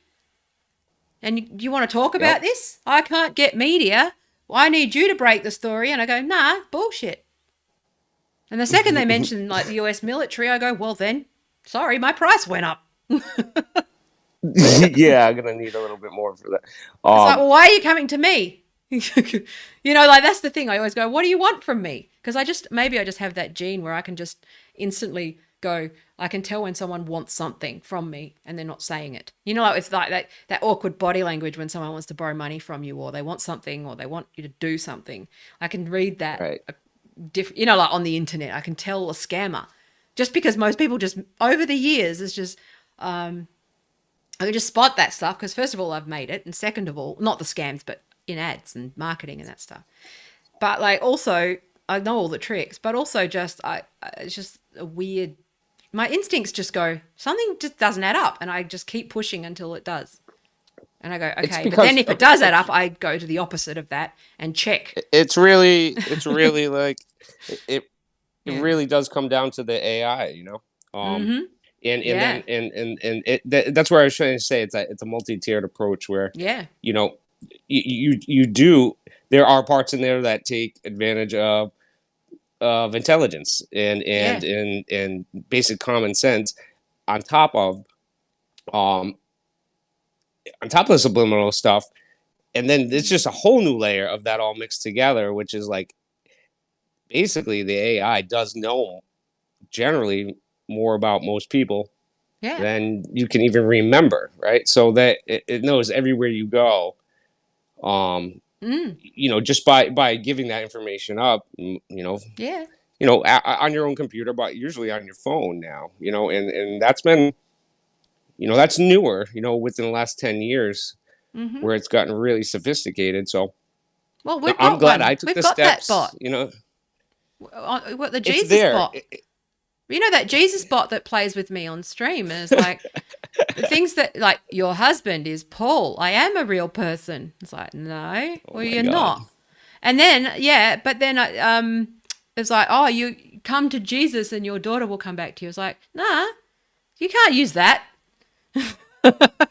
Doesn't work because I know you know what I mean. Like it's just crazy how like I think I'm on like Well, the god tier AI bots because I don't get the others. It's almost like they know it's a waste of money. But those death threats, those things, that all those anime death threat Twitter accounts, they're all bots and troll farms and psyops and AI. Like yeah, that it takes it to the next level because it plays on like literally your soul, if there is such a yeah, thing, right? well It, yeah, it, it like it plays on your emotions because it yeah, knows it knows it knows you, right? So yes, it has all that exactly. information, so it Well, it thinks can it knows me.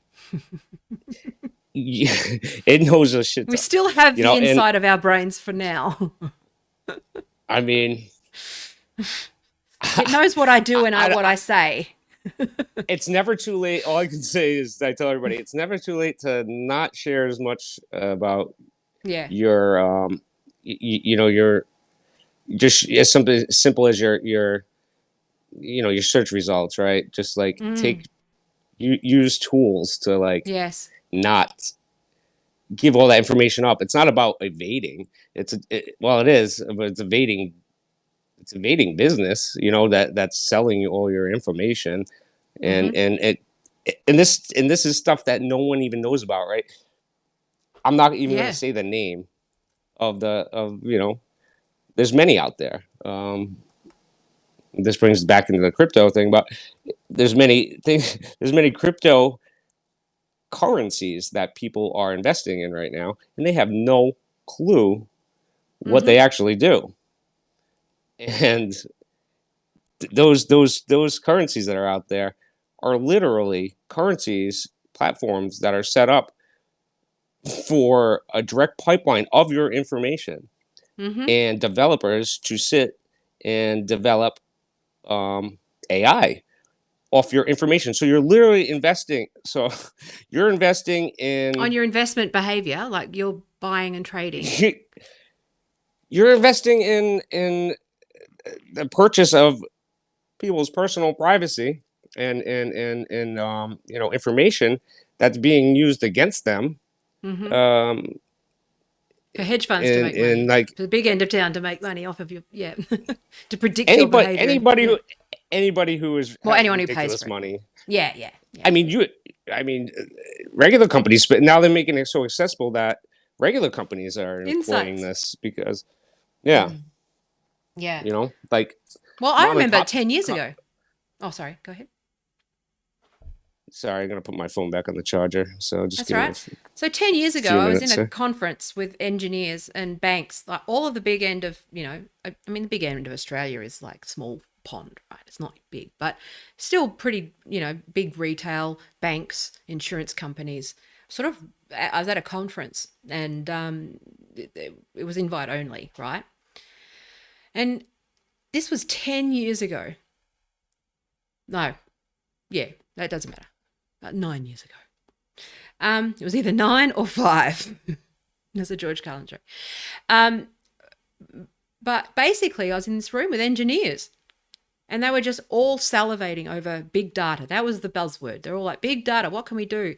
Insurance companies going on about life events. We want to be able to market to people and contextualize, this is the lingo, contextualize experiences for critical for life events so that we can, meet the customer wherever they are in their life stage. This is the buzzwords. Using big data, we can cure cancer. Using big data, we can use AI to help identify patterns that human brains can't identify with human behavior so that we can do good things. And I turned around in the conference and I was like, hey guys, there's a lot of engineers in this room. Not many political scientists. I think maybe you should pause for a minute. I think maybe you should think about the unintended consequences of what you're talking about and making sure that there is policy in place to limit access to this type of information. And they went, oh, they're there. They're there. See, the thing is, maybe it's not sexism. See, I actually just thought that I was just a loud woman who wasn't being heard in a tech space. Maybe it's not that. Maybe it's just that women don't get heard because women generally fucking go, hey, women are better at seeing the future and consequences because we, generally, again, that's just, on average. But, women in tech have been like unpersoned in tech because they've turned around and gone, hey, guys, you like those old boys clubs, they don't let women in. It's like, well, they only let women in when they're useful, not when they're fucking, because they're too yappy and too critical and too bothered with ethics and shit, right? Yeah, so taking back control of the internet seems about as likely as achieving world socialism right now. Yeah, it does. But we can try. And worst case scenario is that we could just, figure out a way to sort of work around the system as much as possible, as I've always done, But like, this is why I've just sat here and sort of sat on seen where things go, nudged and pushed a little bit and ask questions that annoy people. That's why I'm on BitCloud at the moment, because I sit there and it's like, I know I've got a captive audience where founders and stuff are going to be following me and VCs, and I'm sitting there going, hey guys, see what you're doing. But like sitting in these conferences where it's like, hey guys, I don't think that, insurance companies 10 years ago, major retailer, Woolworths, were turning around and going, hey, we could track the customer and offer them like recommendations for products, and we can sell those products.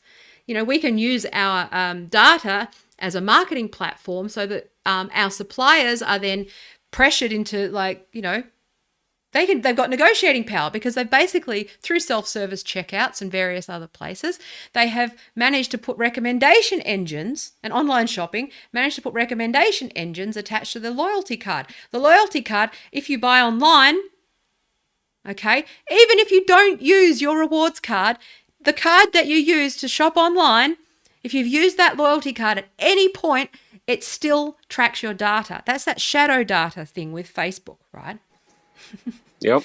This is where we're at. And I was like, I saw this and I was like, hey guys, you might not want to do that. And I naively thought that ethics mattered. And this is what, well, circling back to what I was saying at the beginning, I've had that I'm an ethical user experience person and I only do ethical. I won't do anal is what I say in this business. Right? I'm a whore, but I won't do anal. Yeah, that's probably why. But no one, like Ghost Town, right? Not one tech company has actually approached me. I'll put that there on purpose. I've got a good reputation in my user experience thing, and they won't touch me. I put it there on purpose. And that not one of them has gone, what's that? Because they're not interested in it. I think they're actually it's actually a willful blind eye. I think the social dilemma is also propaganda to the point where it's just, if it's on Netflix, you can assume that there's it's the questions people are asking with easy answers, so you don't ask the hard questions. Because when you're in the industry, you know that these conversations were 10 years ago and that people like me who objected to it were ignored. Okay. It wasn't an accident. Like, I go along and pretend, I try to be good faith about a lot of these things because I do believe that, you know, most people on their own try to do good. But for the most part, you know, like the thing that I know about Facebook is that they act like this was an accident and they didn't know. The people on the social dilemma all got rich off of Facebook and those technologies, and then they had a crisis of conscience after they got rich. They didn't talk to anybody who said 10 years ago, I don't want to be a part of this fucking thing. It's evil unless you, like, you get what I'm saying? They only interviewed the people who were happy to go along with the narrative that it was a happy accident of unintended shit. It was like, no, we know what you did. There's user experience people who've been saying these are dark patterns for decades. It's like they're unethical, I won't do them. And they're not part of the conversation. So the again, it's just that healthy grain of skepticism when you're fed anything from a major corporation, especially things like Netflix. Seaspiracy was like, they're getting more and more blatant. It's like, fuck me. I don't know if you're still there, Osh, but I just got on a fucking rambling tangent. But this is the thing that I just think is really important for people to start to learn more about. I'd like to ideally teach a little bit more about this stuff. But it's not I think that the bait and switch happened where we think that we're in control. I naively think that I was in control of my brand and my destiny. I think I'm just, they tolerate me because I think that they also know that I'm a canary in the mine.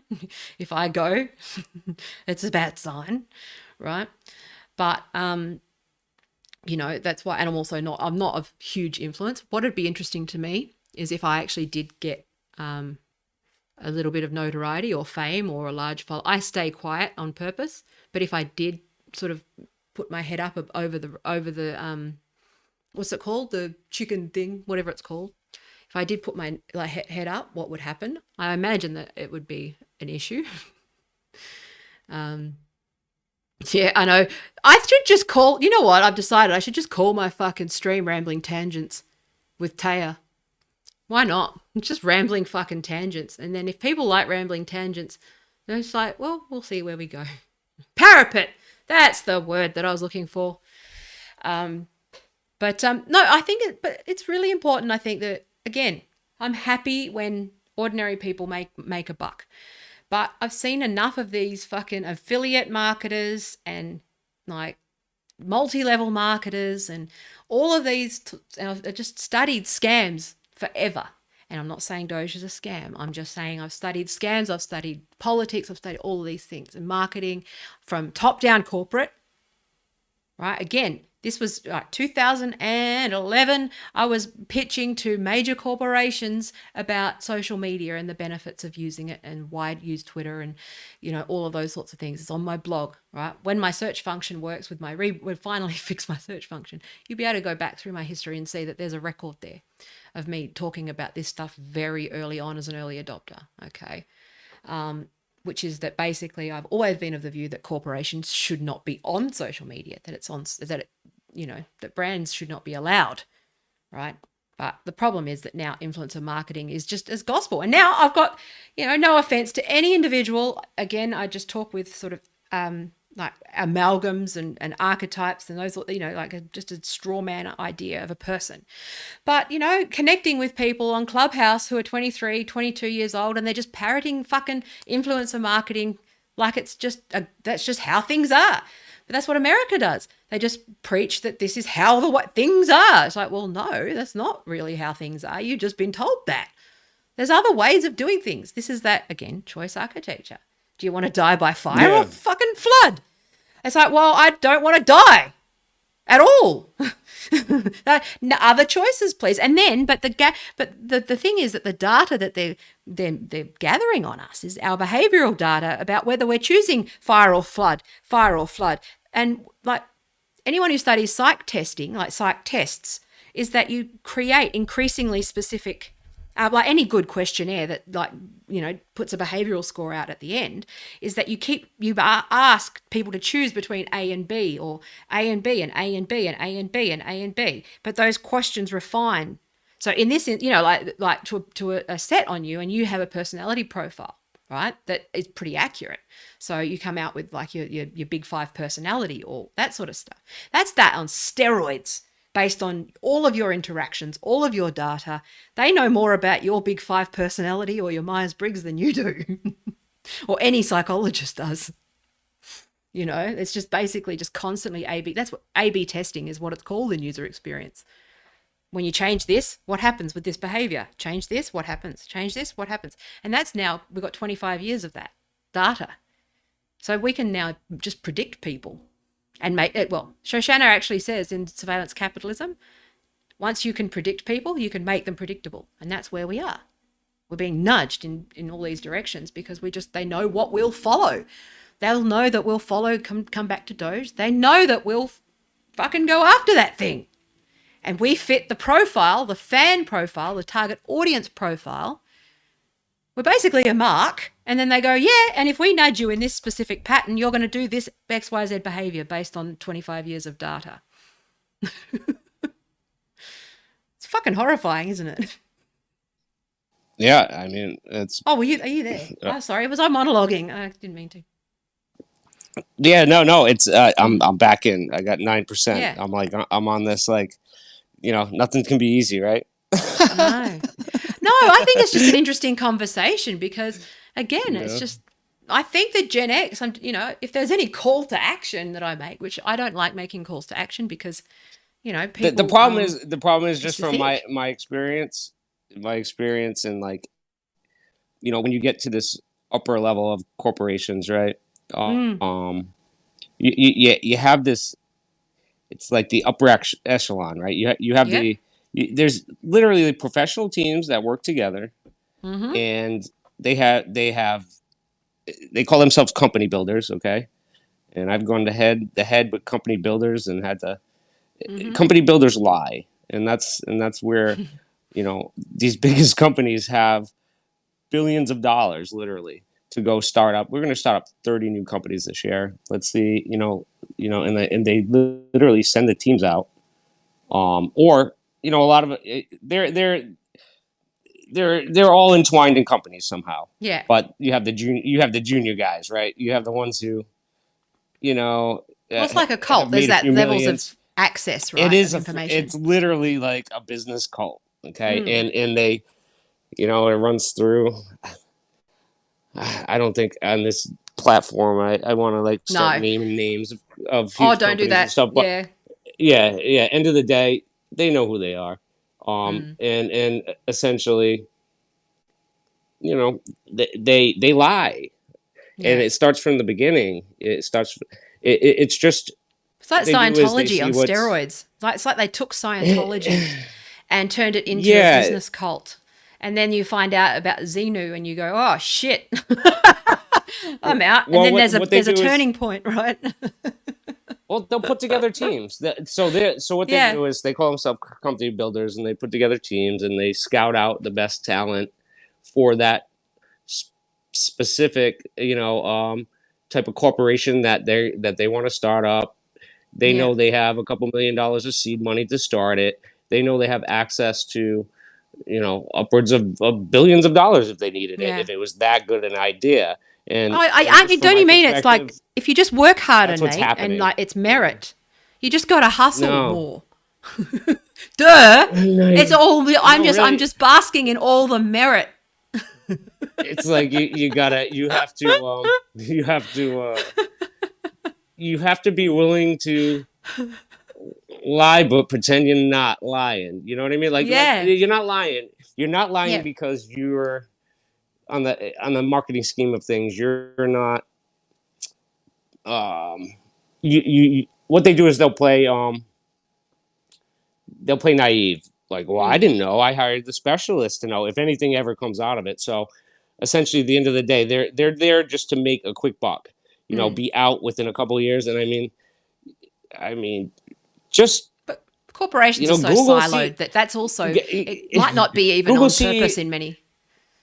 Google, Right. just board members. Board members are the ones that are the biggest rotators, right? So Yeah. board members Yeah. just huge, and you can see the cycle of how it goes, and all it's about is making as much cash as possible quickly, the Mm. ROI, um, Mm.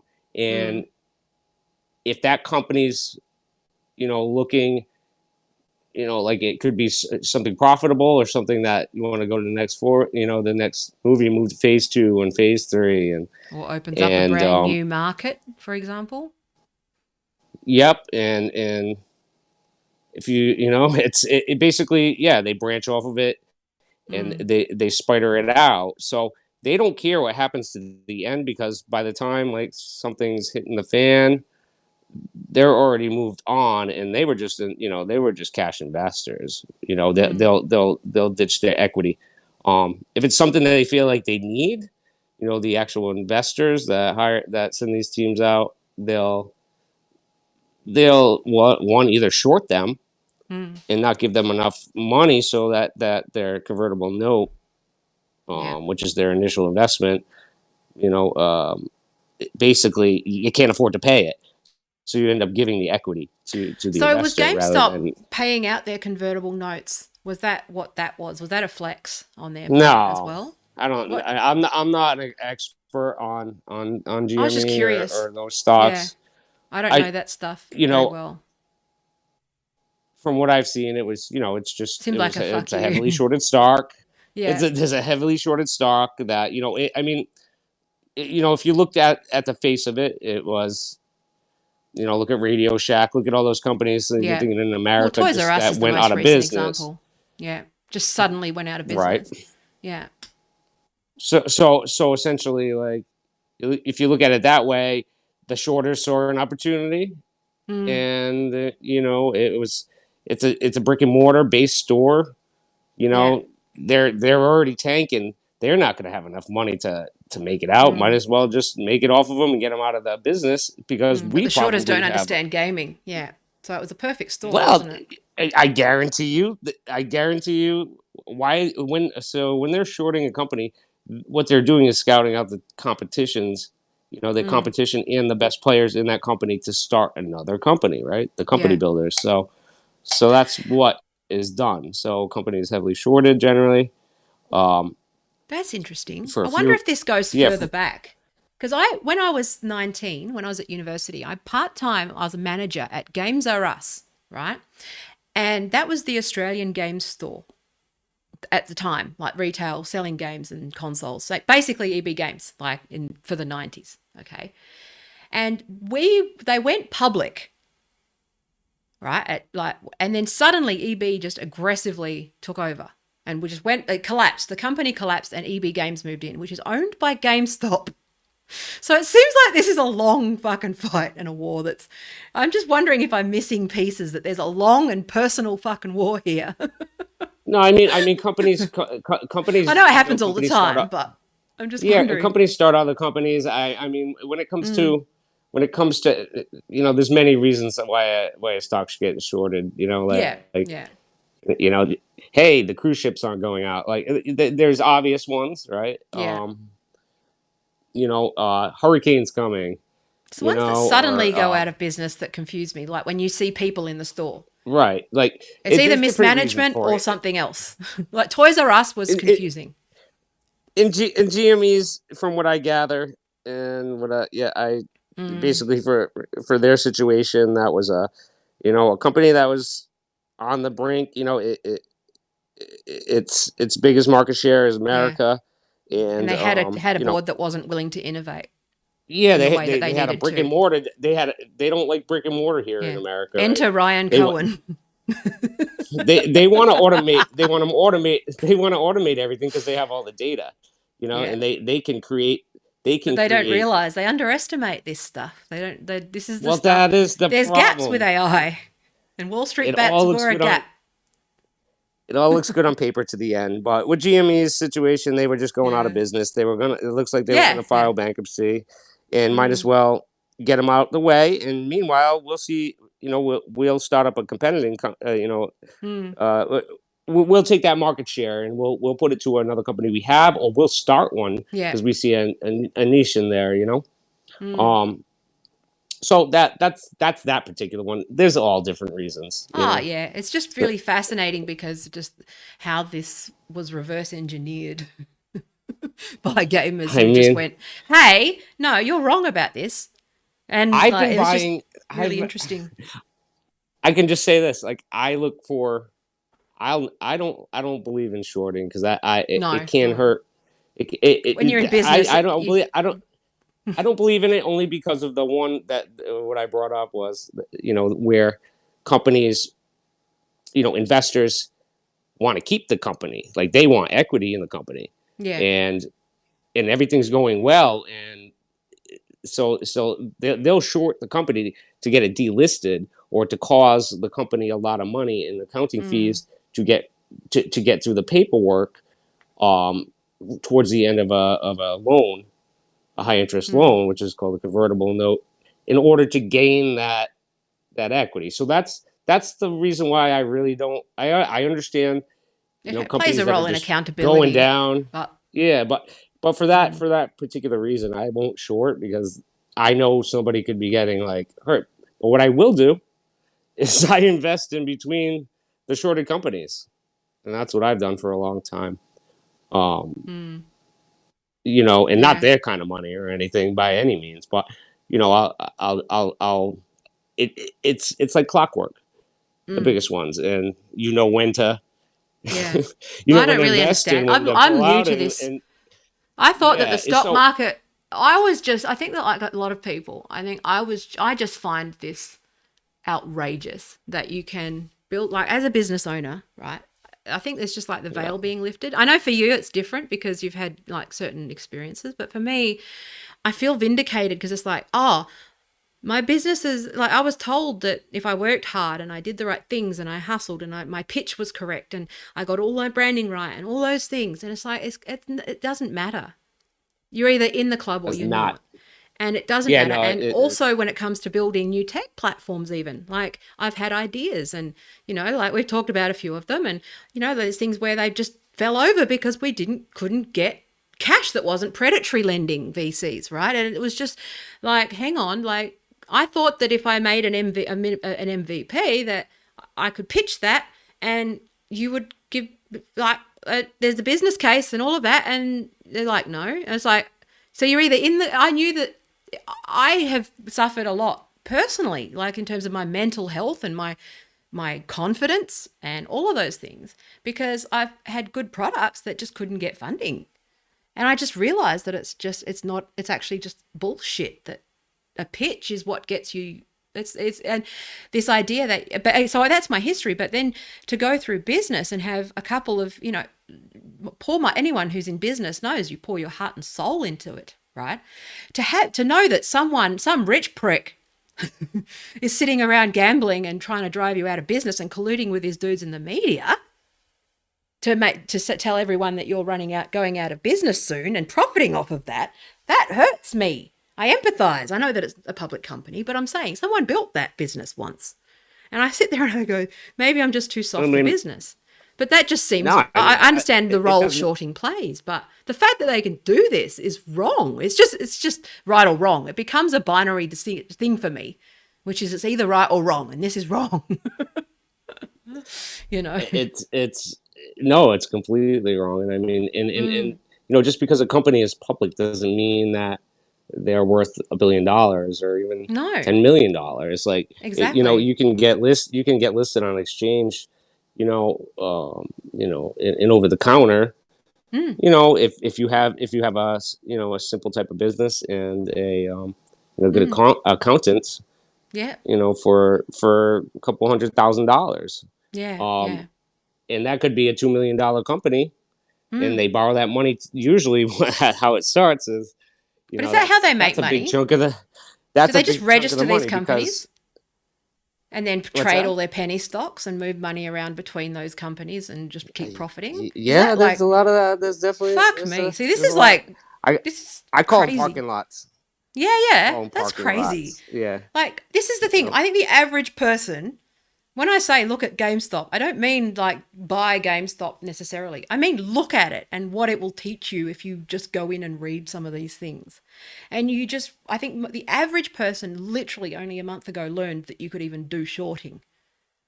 And then they go, well, shorting's legal and fine. You go, okay, well, that's a cool. But then you realize that they can do synthetic shares. And you go, they can do that. They can just say they have a thing and sell it.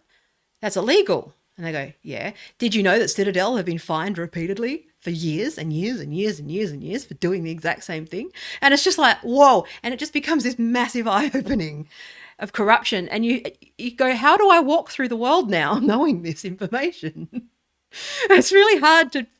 I'm It's really fun at it's. parties. I can't do polite conversation anymore. I mean, it is it's kind of mind numbing when you actually find I out know. like the real deal at what's going on. Yeah. Um, from But I see from people that with, perspective. but even people using like fun apps. That there's this app that people are using. I was at I'm sure my family won't mind me talking about it, but there's this fun app that's you can simulate yourself singing and miming to YMCA and shit, and it just like deep fakes your face and it just like shows you miming to YMCA and doing a dance and shit, right? And she put her kid on it, and the kid was miming, and I was like, "Do you know where that app came from?" And she's like, "What do you mean?" And I was like, "I sound so crazy," and it makes me very.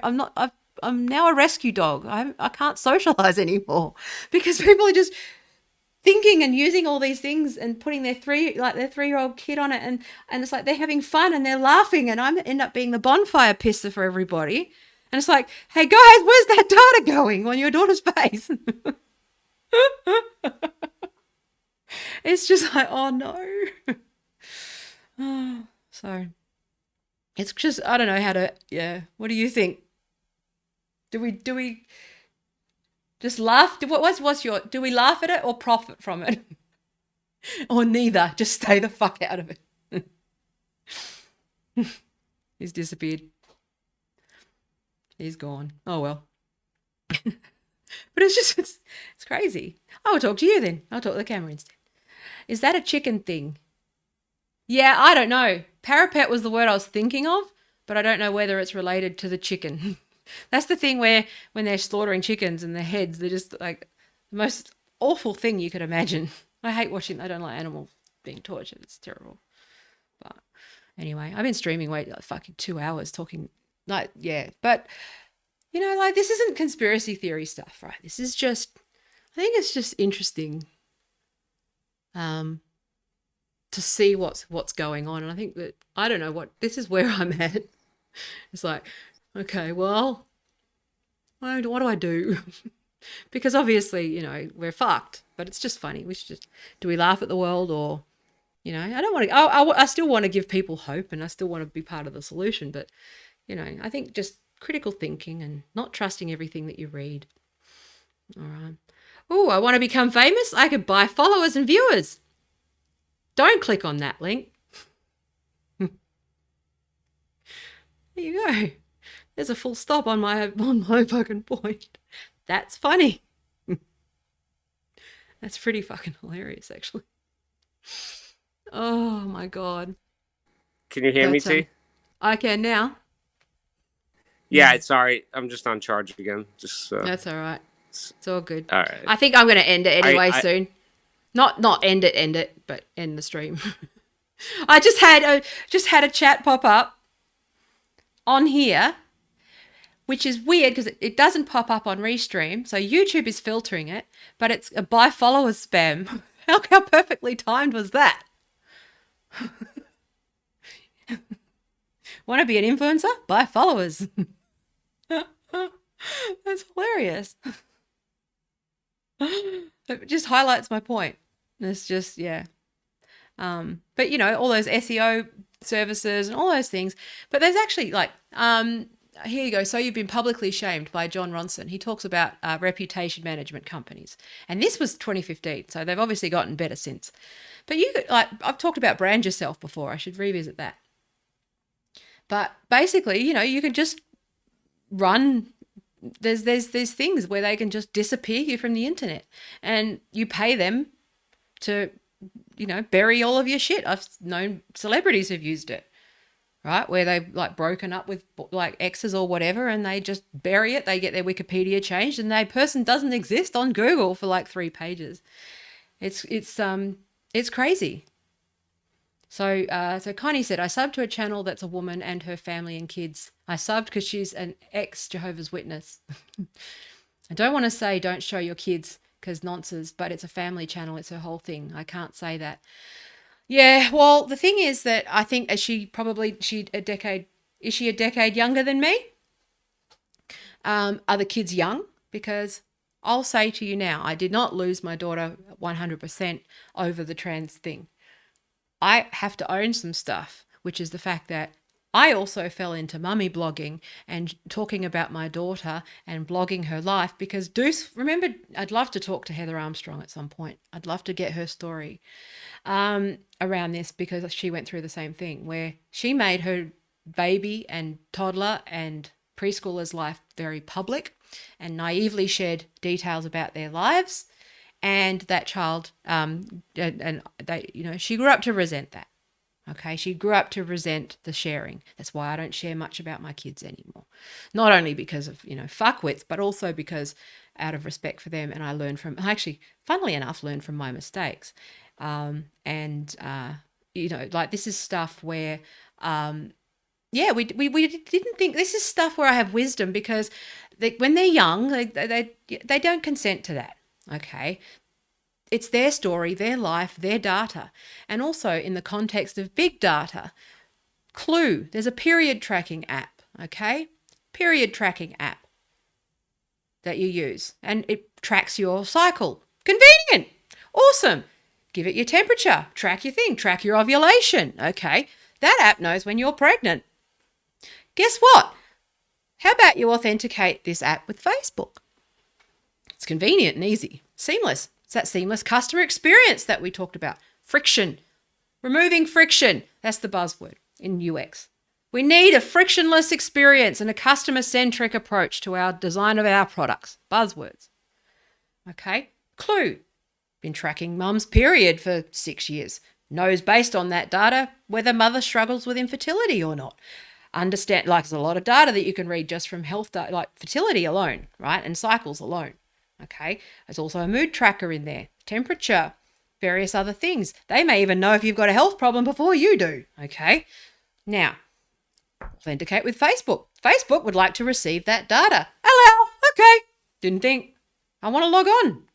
It's a cool app. This is the creep. Okay.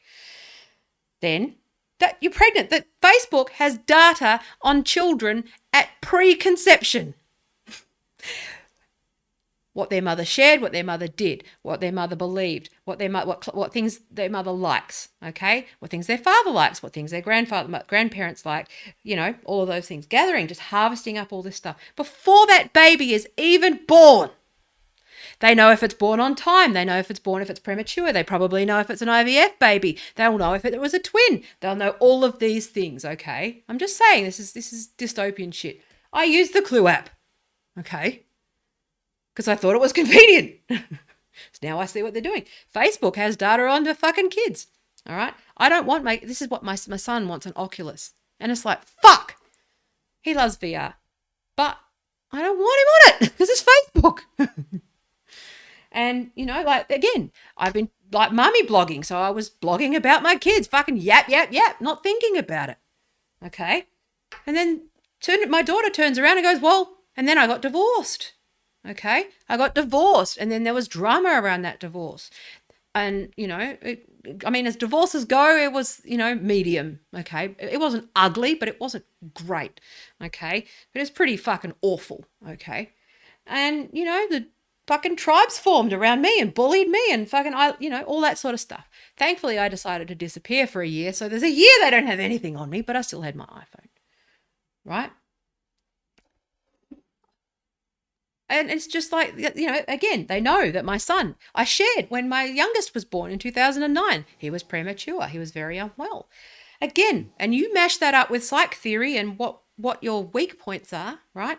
The fact that, I adore my son. I imagine that Jesus Bot's like psych profile on me would be that I've had, I've got baggage. I didn't have custody of my kids for whatever reason, right? That's none of your business. But this is the profile they've got on me. This is the publicly available information. I went through a divorce that was shitty.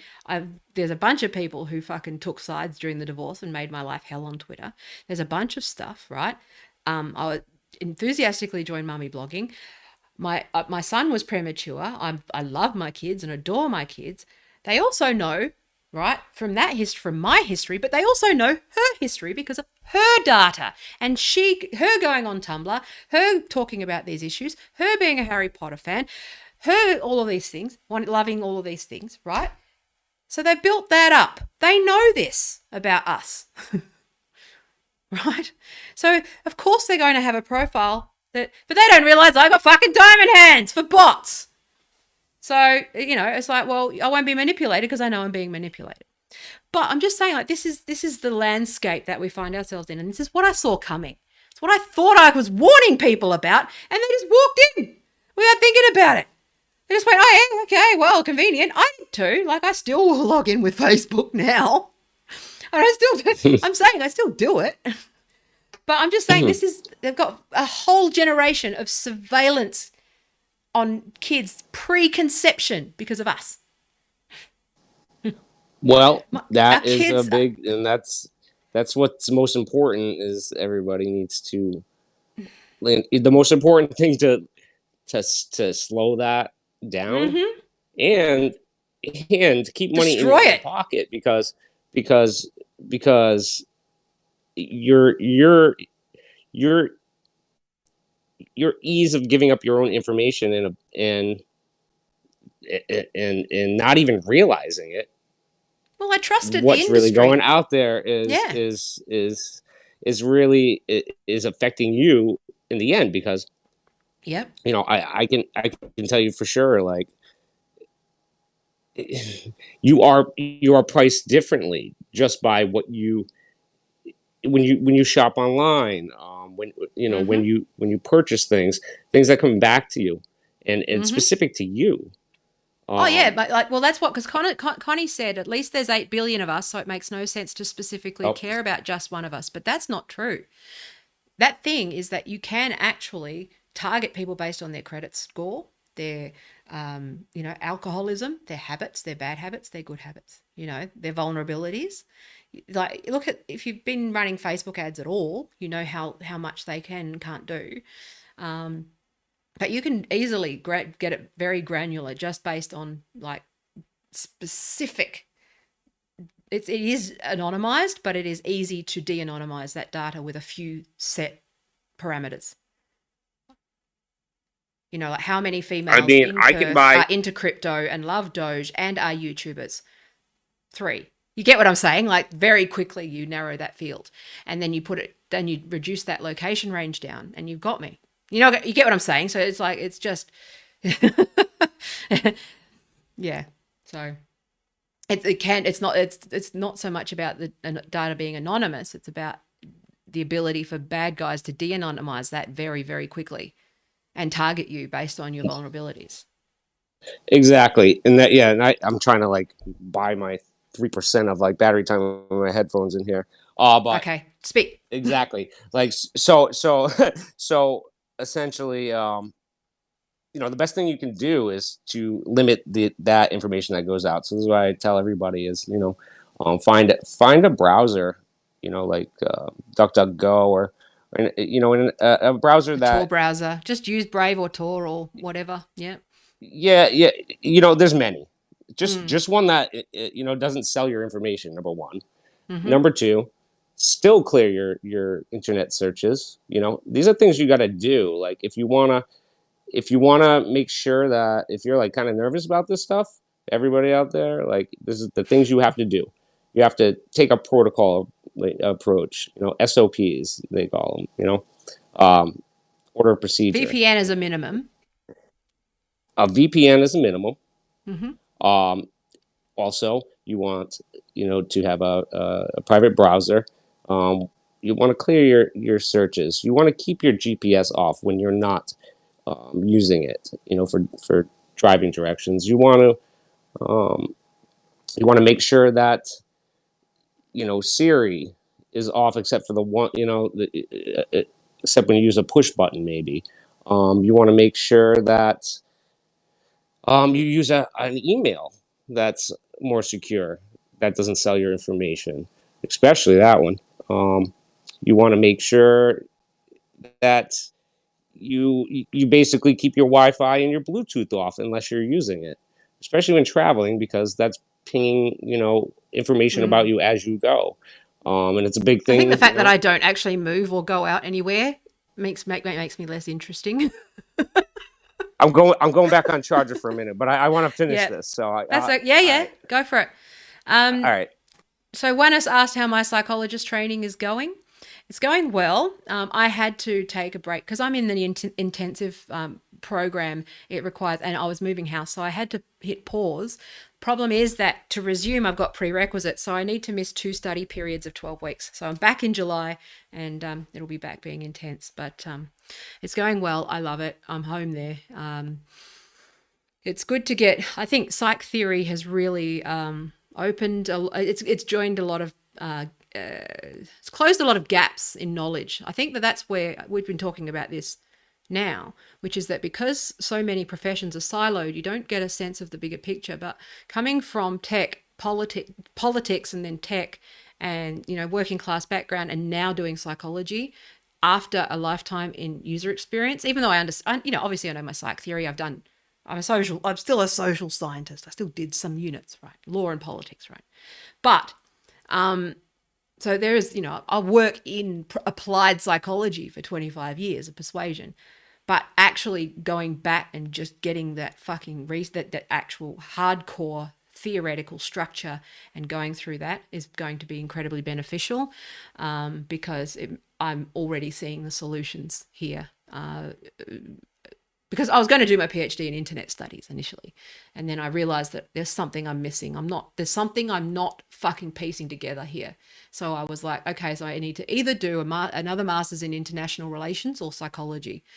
And then I thought, well, let's do psychology, because if I hate digital and this gets too scary, the least I can do is sit and listen to people's problems for cash.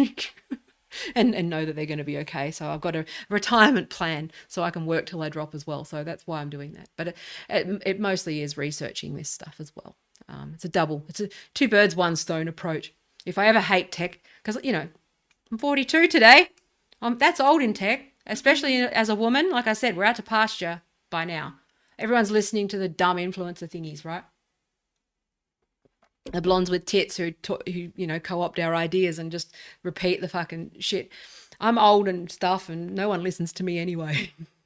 So I know that there's a limited amount of time where I can get traction. So thanks for the birthday wishes. I appreciate it. I should show you, actually. This is my family. Here we go. This is what I got for my birthday from my son. It's a hanging bat. Smartasses. Paul said that I'm not getting my present till later. I don't know what it is. I guess that it's an air fryer because I've been banging on about air fryers. But we'll see how we go. Excuse me. But Yeah, so Nate's going to come back. It was so funny because the card is look at I don't if look on my Instagram. I don't really use Instagram much, but the card that he got me is problematic. It's a hip hop llama. It's got like gangster shit. I was like, okay, so if the woke army are going to come after me at any point, I've given them the fuel they need. He's sitting there trying to get banned fucking from Facebook. I swear to God. He's funnier than me. I have to admit, my son is funnier than me. Uh, uh, yeah. Oh, okay. That's good. Brunette's better. Are you going to turn around and say that brunettes are smarter than blondes? I'm actually a I'm natural here. blonde. So anyway, I was just showing them my bat that I got for my birthday, my hanging bat ornament that was made in China. You can't see the screen, I'm guessing, but look at back at it later. But No, I my got you. son I bought got me you. a I hanging got you. bat. I can I see just it. raised trolls, man. It's so funny. Oh my He's God. deliberately going out of his way. He once posted on Facebook. He wrote, "I hate white people," with a picture of a stormtrooper on it. It's like you're 15. You're already a dead man walking, man. He Oh just makes man. it as wrong as possible. So I'm hoping that he's banned from Facebook because then I won't have to buy him an Oculus that he's been nagging me for, and I don't want him on it because Oculus is Facebook. So Anyway, so you were so to finishing your finish up point. what I was Yes. yeah, what I was trying to get at, right? So we have all these things that are going on, right? Your information's being sold. It's everywhere. You're giving Mm, it out. Um and you know, this brings it down to the biggest so this is where it brings into cryptography, right? So the mm, biggest enemy of companies that collect and sell your data or use it to sell their products, or there's just many variations. They love cryptography for themselves. They love to protect your yeah, those information because private that's blockchains. IP, right? Yeah. So that's IP. That's an asset that they sell, but they don't care like about your privacy, right? So they don't like encryption. Now, Mm, yeah. what's the biggest enemy to them? It's encryption, and what can bypass that? That's a VPN, right? Mm, So, and that it comes into money play, yeah. and how can you stop? I'll just use America for instance right now. So they've gone to great strides and basically created this small network of connected exchanges here that you used to be able to buy, let's say for Binance Global, Yeah. right? Yeah. Um, you used to be able to buy all around the world. We actually have the highest prices on the exchanges are in America. But Mm, that said, how are they how are they going to stop people from buying at a cheaper exchange by just using a VPN? Well, they're basically making a law saying that, and you they're doing can't this do. elsewhere as Yeah. well, where if you get caught using a VPN, you know, um, you're going to have the tax evasion issue, but that's Mm, that's going to be morphed, and they're already trying to put it into play where they want to ban cryptography, where the person where you yourself holds the key, right, to yeah. It's unlock it. illegal. I found out that sending They crypto messages here is illegal. yeah I had no right. idea. So this is a push across the board to basically eventually you're not going to be able to use cryptography, whether it be through voice encryption, through VPNs, because these go into telecommunications. You can use them, but they're not really private because there has to be a key that you don't hold.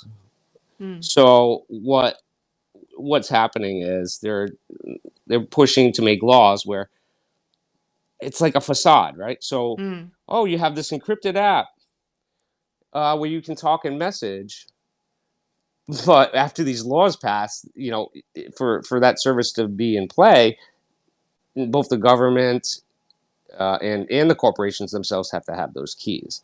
So by making it illegal, this affects many things that in turn affect you. Um, and another thing too is, what they're doing here is they're putting health records. With there's been a suspension of rules and protocols For for COVID. HEPA, Mm. like privacy laws. So basically, what they've been doing is they've been cataloging everyone in America's like health information, and they've been putting it on the blockchain, which is now permanent. I mean, you're Mm. not going to get rid of that, and they're Yeah. doing that for everything internally as well, Mm-hmm. in local to federal, agencies. So they're making it so you you are on the blockchain, like you're there, and Mm-hmm. and that and that's what they're doing. And you So, can't change it. You can't amend it. So your and the rights in point of the Australia. story, the point of the Yeah. story is like, if people don't understand that, um, how can they fight against it? And Yeah. before you know it, like, that's where the manipulation part comes in, where, oh, bad people are using this, and Mm-hmm. this, that, and the other thing. The old When playbook. Yeah. really, it's not the case at all. No. It's such the Just opposite. So demonizing. Yeah. Yeah. people need to realize that, and kind of call that out. Is what Well, I there's was a trying to get journo that at. got banned, and she's talking about this.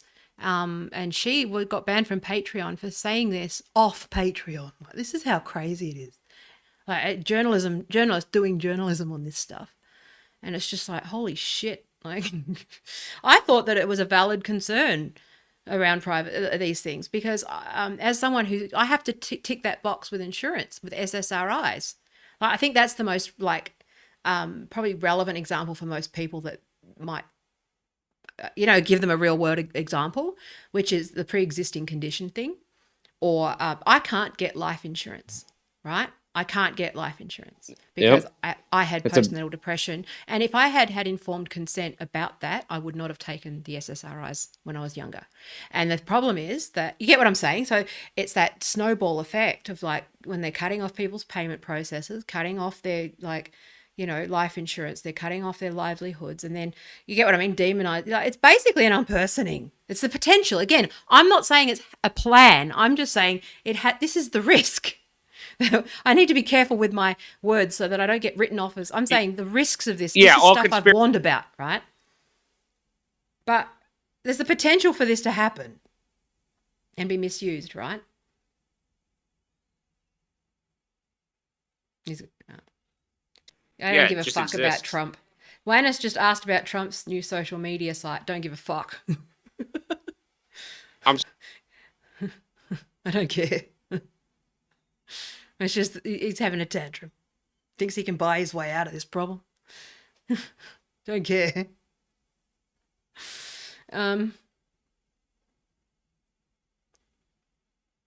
So are you there? No, he's popped out again. That's all right. We'll talk again. Let's talk again. I think that this has been too long. The rewatchability is gone. That's good that we buried all the fucking scary shit at the end. We'll do something else later. I find him, I think that the only thing that makes Trump relevant to this conversation, in my view, is that he's a fuckwit, but he showed the underbelly of the real power in the world, okay, and the interests. And I think that he did make that clear. Still a fuckwit, still shouldn't have been president, and people were, Americans are just so fucking polarized and stupid that it's amazing that we see the beginning. Again, I'm going to keep coming back to Marx, but he said you're either going to have a revolution or you're going to have fascism. So I think it's like, well, the turning point's there. I don't know, but what Osh was going to say, I think, because I've talked about this before, was that you've got a number of corporations who, like let's say Robinhood, Binance, all those sorts of easy apps. And this is where it comes in with user experience, that frictionless experience that I keep talking about, right? Friction. We've got to get rid of the friction, make it easy. But what we also do is nudge them in the direction that makes it easier to make the choice that we want. And this is where it comes into choice architecture, right? That choice is designed. Okay, that's what user experience is make it easy and frictionless so that people do what you want them to do. And so Robinhood, so ordinarily trading apps have been very difficult to use, confusing and all that stuff. What Robinhood, Binance and those, any other kind of like app for trading stocks and crypto and those sorts of things, they made it like they gamified it. They made it into a game. Okay. And they've started to make it like basically like a slot machine and with all of that sort of conditioning and reward and all that sort of stuff. And I believe they gave out a bunch of Doge as part of that to get you to sort of have your practice crypto. Okay. To get you sort of primed and ready to jump into crypto without having to fucking go with the big boys with Bitcoin. But what they're seeing right now is an opportunity with that coin, I believe. This is just a belief. Okay, I believe that if I was a bad guy, I'd be thinking this way. Like I said before, I'd be surprised if it's not on a post-it note somewhere or in an email somewhere at some point. Okay, it's just a thought, which is that everyone gets a bit of Doge. Everyone's got Doge. Everyone thinks Doge is a joke. But if you want, but Doge also inflates at 5%, just like fucking, perfect. Okay. It's a good way to control. Like if you needed an instant crypto with infinite supply and you wanted to own, let's say you were like an interested, powerful nation or a corporation, let's just hypothetically say that there was a nation of fuckwits that didn't know how to play nice and liked hoarding all of the shit. And you wanted to hoard all the shit now with crypto, you'd want a coin with an unlimited supply so that you could actually have a fucking currency to use as cash. Just saying. Hypothetically. Then you'd want another one that you could easily assimilate in. Hypothetically. Hypothetically. If you were evil. And you can control it. And you can now you have added controls because you've got the whale. Now you don't have to go through all the public announcements of doing a fork and all the jazz. You just click some buttons. Yep. Just a little programming. Everyone's got a bit of Doge. I'm just saying, it's actually kind of like a sleeper. It's like a sleeper cell, isn't it? For fucking fuckery. It's sucking. As Mr. Musk said, who I'm not 100% sure whether he's the good guy or the bad guy, or just chaotic fucking, or just chaotic neutral, right? Yeah. I don't know if he's chaotic good or chaotic neutral, right?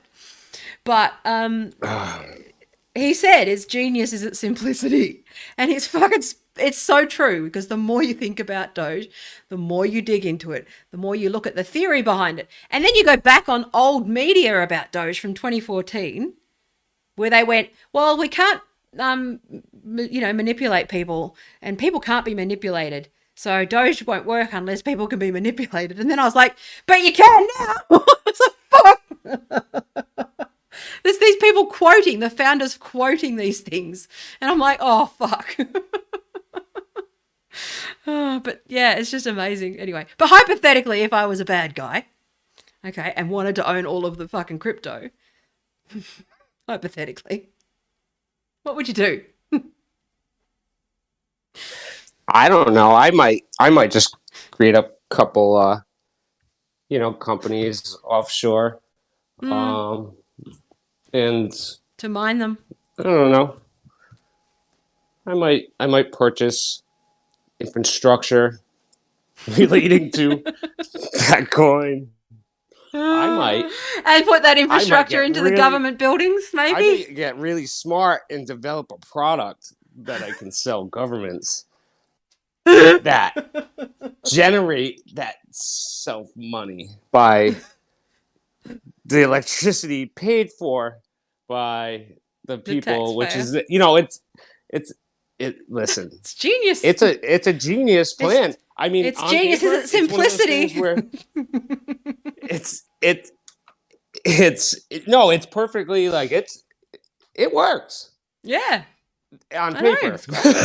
Yeah, I know. I'm But saying then, it's interesting. Yeah, but yeah, but then you bring in the human part, and like, I mean, yeah. All I'm gonna say is if they're gonna run with it, yeah. you better be on the game. That's all. That's all I gotta Hmm. say to those Yeah, people. yeah. But You know. also, like, I'm making sure that I point out that the global audience and global citizens have bought into Doge for different reasons. And a lot of them off the back of the Wall Street bets thing, right? And that I think that people might take a little bit of an issue with America fucking owning the thing that they thought was not. You get what I'm saying? That's the bait and switch. I think that a lot of people might not. Again, that's just a risk. I think that, America might Well, want to own that currency. And it's like, well, no, it's a global currency. And this is American colonial domination, as I see it. And it's just the same old bullshit where we're celebrating Halloween. Why? Stop knocking on my door, children.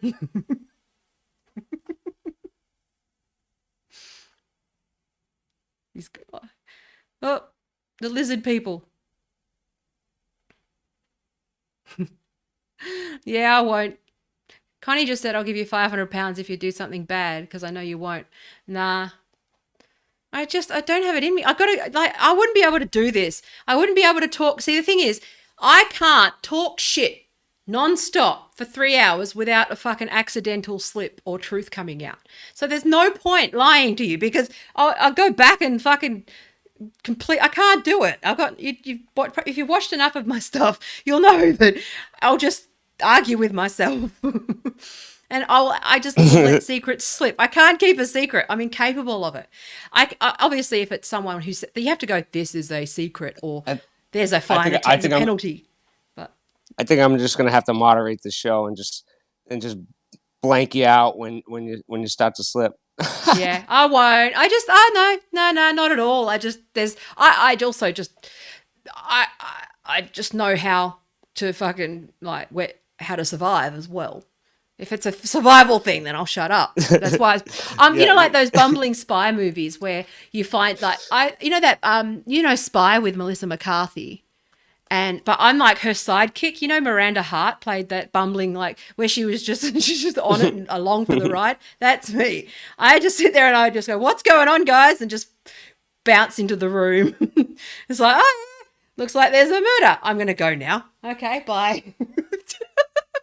I'm not gonna say anything, but I'm not gonna I'll just pretend and just go on. And people around me who know me will know stuff's going on. They know something's up because I can't lie. So people who know me and my signs will be able to go, oh yeah, that's like fucking something's Yep. off. But I won't obviously break confidence. But yeah, I that's a good thing. My transparency is a strength in some ways as well, because it's like, well, no, hypothetically, I'm also a smart communicator. So I'd say hypothetically, if you were a bad guy, maybe you'd make a product that mined Doge and you're getting them into the pub. That's all anyone needs to know. That's what people need to know. Don't make an outright claim because I'm not an idiot. You get what I mean? And then you might bury that announcement on the subreddit. And then when it comes back, you'll go, well, the community consented to it because we posted it there. We made it public to the community. They knew it. But then they buried all of it with fucking memes and shit. And you go, okay. And that's the fuckery. That's what I saw. I think it's time to start making some NFTs. That's what I think. I think so. I think so. I think I'm gonna use my Doge. I think That's I'm a gonna cool use some idea. Doge and NFTs are make cool. NFT. If they deal with the prices, the barrier to entry, I think they'll be good. But there is a benefit in having a barrier to entry with these things too, because you've got to actually be able to make your money back. So I like the fact that there's at the moment a built-in cost where you need to be sort of sure that it's gonna travel. So that stops anyone who's signed up to stock sites, right? Yeah. So actually, Connie, I look like the spy in Johnny English. I hope that's that's Elizabeth Hurley. That's a compliment. Thank you. It's fucking awesome. I'm more like Austin Powers. If it's a spy movie, If I was a spy, it would be Austin Powers. Maybe even Austin Powers. I would be Scott. I'm not good. I have diamond hands for fuckery, but I'm also honest. So it's like like that sort of, I can bring people to their knees because I'm so naive and honest, but it breaks people because I don't have, I have a weird thing that I can bring grown men to their knees who manipulate me because it doesn't work. Like I'm always sort of 5 steps ahead, but yeah, I'm a paradox. It's very weird. I don't know. I don't understand me either. It seems to work. It's a survival. I seem to survive in a weird sort of way. Yeah. In an ideal world, my autism would be lovely and good, but I'm kind of, I in the old Myers-Briggs, I'm an INFP. I'm a healer. I'm an idealist. I like to think that the world is rainbows and unicorns, but unfortunately, there's too much evidence to the contrary. That it's just, so it's very hard to reconcile those two parts of myself. I mean, it's blatant if you know what to. It's blatant if you know what to look for. Blatant. To the point where it's insulting. It's insulting, I think, is what it is. Yeah, it is, and it is actually. I think that it's people who've just touched enough of these different parts. Again, just because I happen to be in these, I just landed. I just see the magic eye. It's like I use the magic eye painting analogy. You know that thing? It's a sailboat. Oh, I see that. But other people are squinting and they're going, they're not really seeing it's an optical illusion. But I just happen to see it because they go, oh yeah, I saw that trick. And I've seen that trick. That's an illusion. You get what I mean? And I think you're the same because you've experienced there's a perfect storm of people who just see that for what it is. But most people don't. It just happens. They're siloed. It's like, it's like reading, right? So yeah, it you don't even need to think about it. It's just, I don't know. For me, that's why I call it literacy. Yeah. If I hear the explanation and it doesn't jive, like it's just an automatic almost, like, something didn't jive there. Let me look into that. And I learn to trust that feeling. People don't, generally, no. Speaking generally, people everywhere just don't. I mean, I think I think you're born with it a little bit. It's intuition, right? And then also just knowledge on top of it. But a lot of people just don't. They just follow the road, right? They just go with the flow. It's, it's. Just put it this way, there's a reason why there's owners of business and there's employees, right? Oh yeah, people just love being led. They need leaders. That doesn't mean that there's just it's a different way of thinking. I tell this to people all the time, like think like an owner. Yeah. You know what I mean? When you're doing something, like think like an owner because it's very easy to just do the least possible, right? So a lot of people are just in that mindset, and that's just how they roll, and they don't question things. They just go with it, and here's something new. Okay, this is what we do now. They just take it as a given. Yeah. Well, again, it's that choice architecture, right? But your choices are predetermined. History should teach everybody that ends up. Well, now they're saying history isn't real, so that's really that's a bit of an overstep on. Hey, canceling all the books. Where you can make up anything and put it on blockchain now. Hey, why not? Shit. And then you can change it if you need be, but it's blockchain. You can't change it. People just. Yeah, it's the flip side. It's been happening. It's been happening forever. Oh yeah, my permanent record is fucked. My legacy is fucked. I know this. Because, unless it's just one of those things where we win, I hope we win. But it feels like the horse has bolted a little bit, to be honest. It's terrifying. But, I also I'm not afraid of this stuff because, first of all, I've nearly died 3 times, not afraid of dying. And also, I'm not afraid, I don't want to live in the world that I see happening. So it's like, I go, well, I have nothing to lose by asking the questions. You get what I'm saying? And that's scary for people. When you like Yeah, in The no, Walking Dead, I don't understand The Walking Dead, how that went for 10 seasons. If it was my show, it wouldn't have even been made because I'd have been dead. Because I would have gone, well, I can't be asked. Well, I don't really want to live that much if I've got to fight zombies and shit. Fuck that. So I'm out. Like, I would have been the cyanide pill person. Like, you know what I mean? Like, I'm just wired that way. So, like, just. And now I get reported for concerns about my mental health. I'm sure of it. That's what they've been doing on the subreddit. So they use the platforms to report you for concerns about your mental health. It's fucking so fucked. Anyway, so Oneness Polar asked, do I have photographic memory? Yes. What is my autistic superpower? I don't define myself that way. I have many strengths and abilities. I'm also ADHD, so that fucking clusterfuck of a head is interesting. My autistic superpower is pattern memory. So this is why I see the things that I see, because I've got a really good photographic memory and also a very good pattern memory. That's why I'm good at music and those sorts of things. And I just understand patterns. And so if I've been exposed to something once, then I'm like a virus. If I'm exposed to something, I'm like a T cell. There you go. I'm a T cell. Or antibodies. See it once, muscle memory it kicks in, and I go, this looks like that other thing, and then I'll figure out why I feel that way, and then make it falsifiable because I'm also logical. See, that's the difference between me and a conspiracy theorist, is that I will check my conclusions, see if it, like a jigsaw puzzle, see if the pieces fit, but then I'll look for other pieces. I'll keep looking, and then I'll turn that thought upside down and check to see if it still fits.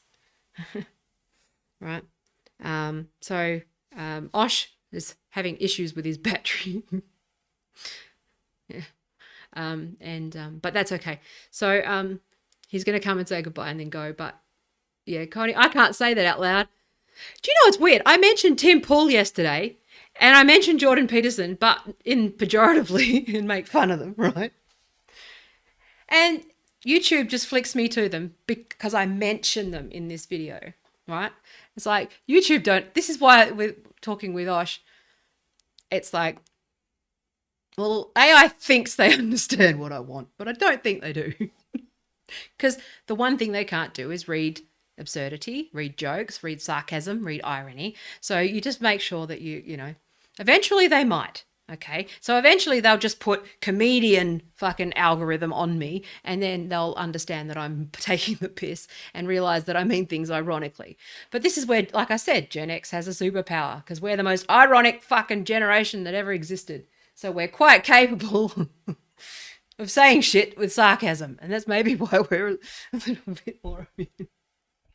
But Diamond Hands, I know. But it's just, you know, anyway, we're just having a conversation, shooting the shit. It's my birthday. The meaning of life is 42. Happy damn birthday, by the way, again. I found the meaning of life.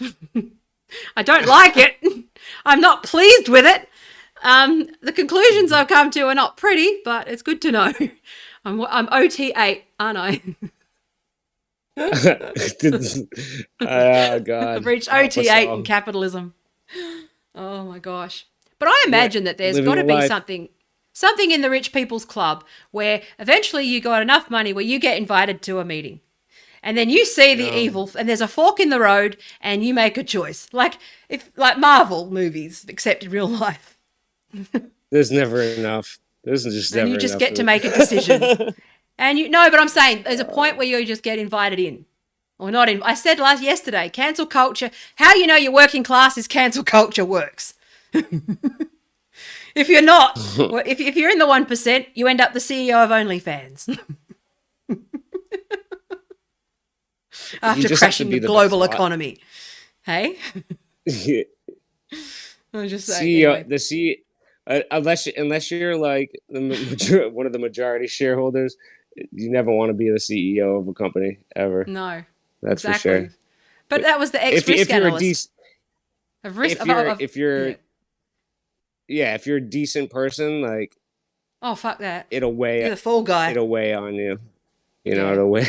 Yeah. Basically, it's at the end of the day, it's on you. You know. I imagine the CEO Um, of Tesla gives zero fucks and and they don't like him and he doesn't like them. Let's just put it that way. I'll say one thing about the It's a CEO mutual of Tesla distaste. is, listen, when you put everything you have into something, like it's Mm-hmm. kind of easy to be like I don't give a, like fine, like whatever, Mm-hmm. like Yeah. He can't be. it's That's what I easy, like about him. He's a and builder, then not a destroyer. yeah, it, I Maybe. mean, I don't when know. you work for something from when you I don't know, just coming, from my experience, when you start with something and build it to something, uh, and put everything you have into it, and you do it several You different care about it. times in your life, Yeah. yeah, you care about it for sure, Mm. and Especially when your name's it's so tightly that's attached to it. that's the only time you want to like be a Yeah. CEO, honestly. I think that's Other why the than that, part-time CEO of Twitter stays. It's the only reason. Is because yeah, he started it and it's his and it's his name that he and legacy. I think he doesn't. Yeah. for sure. Otherwise, it's not his. But Well, name only. I think. uh, it Anyway. is what it is with these guys, but Mm-hmm. it was it was great joining you on your birthday, Yes. Taya, Go to and bed. Fuck off. I have a no, I have one story That's before what I I go. I said. got 2% battery left, so I'm gonna try to get Okay. it in. So Let's see if we can get I you know into the you'll 1%. appreciate this one. Go. So I'm putting new floors in, right, Yeah. and I'm down to the last custom flooring I'm installing. I specially ordered, and I get it all loaded in my car today, and I'm heading back. Contractors there to install it, and I pull out of the lot. I got 40 of these like boards in my wife's car, and like a pigeon flew in front of this lady's car, and she did a full emergency stop. Oh, cool. So I have to stop, Mm-hmm. but the 40 boards didn't stop. Oh no. Oh They went no. clean. Did your They went. boards go to the They went moon? clean. They went clean through her, like straight. Like these things were like rockets, and they went right through the touch screen. So Oh yeah, no. that was Mm. yes, Oh right well. through the touch screen. So yeah, so Doge was great today. It bought me a new Keep an touch eye on screen. it. What's that? That's how you bought your new touchscreen, did you say? Yep, yep, there we go. Pigeons Yeah. are decent So, people. anyways, We should make a pigeon I'm coin. like, I apologize for anybody if I We'll rambled get a little you. too No, it's a much good tonight, but test. say because Mm. I'm tired as heck. Yeah, he's not. He's And I tired. gotta get some sleep. Yeah, I'm in yeah Eastern Standard, so it's like Yeah, go 4:20, to and bed. I Go think to I. bed. Call in again and talk more All right, conspiracy shit. Okay. Bye. it's truth. It's not conspiracy if it's truth. I Have a know, nice that's night. the problem. But I've just got to be careful. You see, the difference between you and me, Osh, is optics. But yes. Anyway, all of this hypothetical conversation was amazing. You're a very creative man. I appreciate it. YouTube algorithm. Okay. Bye. Okay. Anyway, so I'm gonna go. This has been a long stream, but we'll just yeah. I'm gonna go and I'm starving. I'm really hungry. So but thank you for the compliments. Apparently I'm pretty. I'm not. It's just good lighting. It's good lighting, trust me. I don't look like this in real life. There's like 4 lights on me. And yes, here's the 1%, the hologram moon. It is a bit like that. The problem is, and this is the thing, I don't give a fuck. I'm not doing anything wrong. This is an interesting idea at best, okay? That's it. And like, if I'm not doing anything wrong, and I never have. And if you cancel me, then fucking cancel me. I don't care. But I do, again, this was mostly because I was moving and I've gotten scared and I've gotten anxious. I've sort of got thrown back another 6 months, right? So I just needed to start streaming every day, but I haven't had time to do proper content prep or anything like that. So I'm gonna try and spend some time with my stutter coming out. Is that thing? I'm going to try and put that stuff together that I wanted to talk about, but I do want to start talking more about disinformation and critical thinking and being healthily skeptical about stuff and last as long as I can. It may be fine. You know what? I'm happy to be wrong. The thing is, if you've watched 2 years of content from me, you'll know that I change my mind. Like I've seen and I get new information and then I learn to not repeat things without looking first. I've been caught a few times where people, just say something and then I say it because I'm too busy or tired or lazy and I needed content. And I think this is part of the problem as well, is the content factory in the cycle, which is that, people are under pressure to make an income on YouTube and with podcasts and blogs and articles and stuff. And but they're too stretched and too busy to actually just pause for a minute and think and go, hang on a minute. They're like, no, this is the next big thing. I'm on a deadline. I've got to write 300 words. And they don't think about it. So they just take whatever shit is on Twitter. They get it, they get paid, and then they move on to the next day. And they never actually stop and think about what they're actually doing or thinking or what their position is. So obviously journalists are, ripe or rife. It's ripe for fucking manipulation and fuckery because they're busy. So again, you need to put a class analogy. You need to put a fucking read bullshit. Actually, David Grieber, Bullshit Jobs. There's an essay. Google it. Bullshit Jobs. It's also a book and an audio book. And I highly recommend it. Which is the absurdity of all the layers of jobs we have that are bullshit. Okay, that's the problem, is that we need to just have maybe a slightly more socialist argument or analysis here.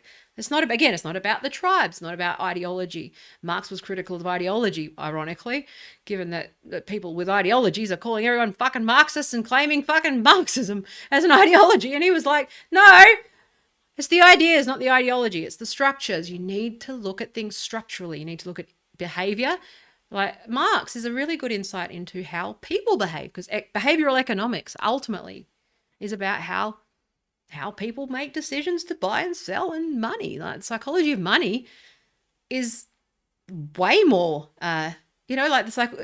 powerful than anything that, people do voluntarily, because like I talked about yesterday with GameStop, is that basically the reason why they're somewhat diamond hands immune to this fucking virus, this woke shit and cancel shit, is because there's a buck in it for them. They might actually get money at the end of it. And so they are willing to overlook those narcissism of small differences. That's a Freud concept. The narcissism of small differences. They might be willing to overlook that because there's a buck in it for them, right? So, right.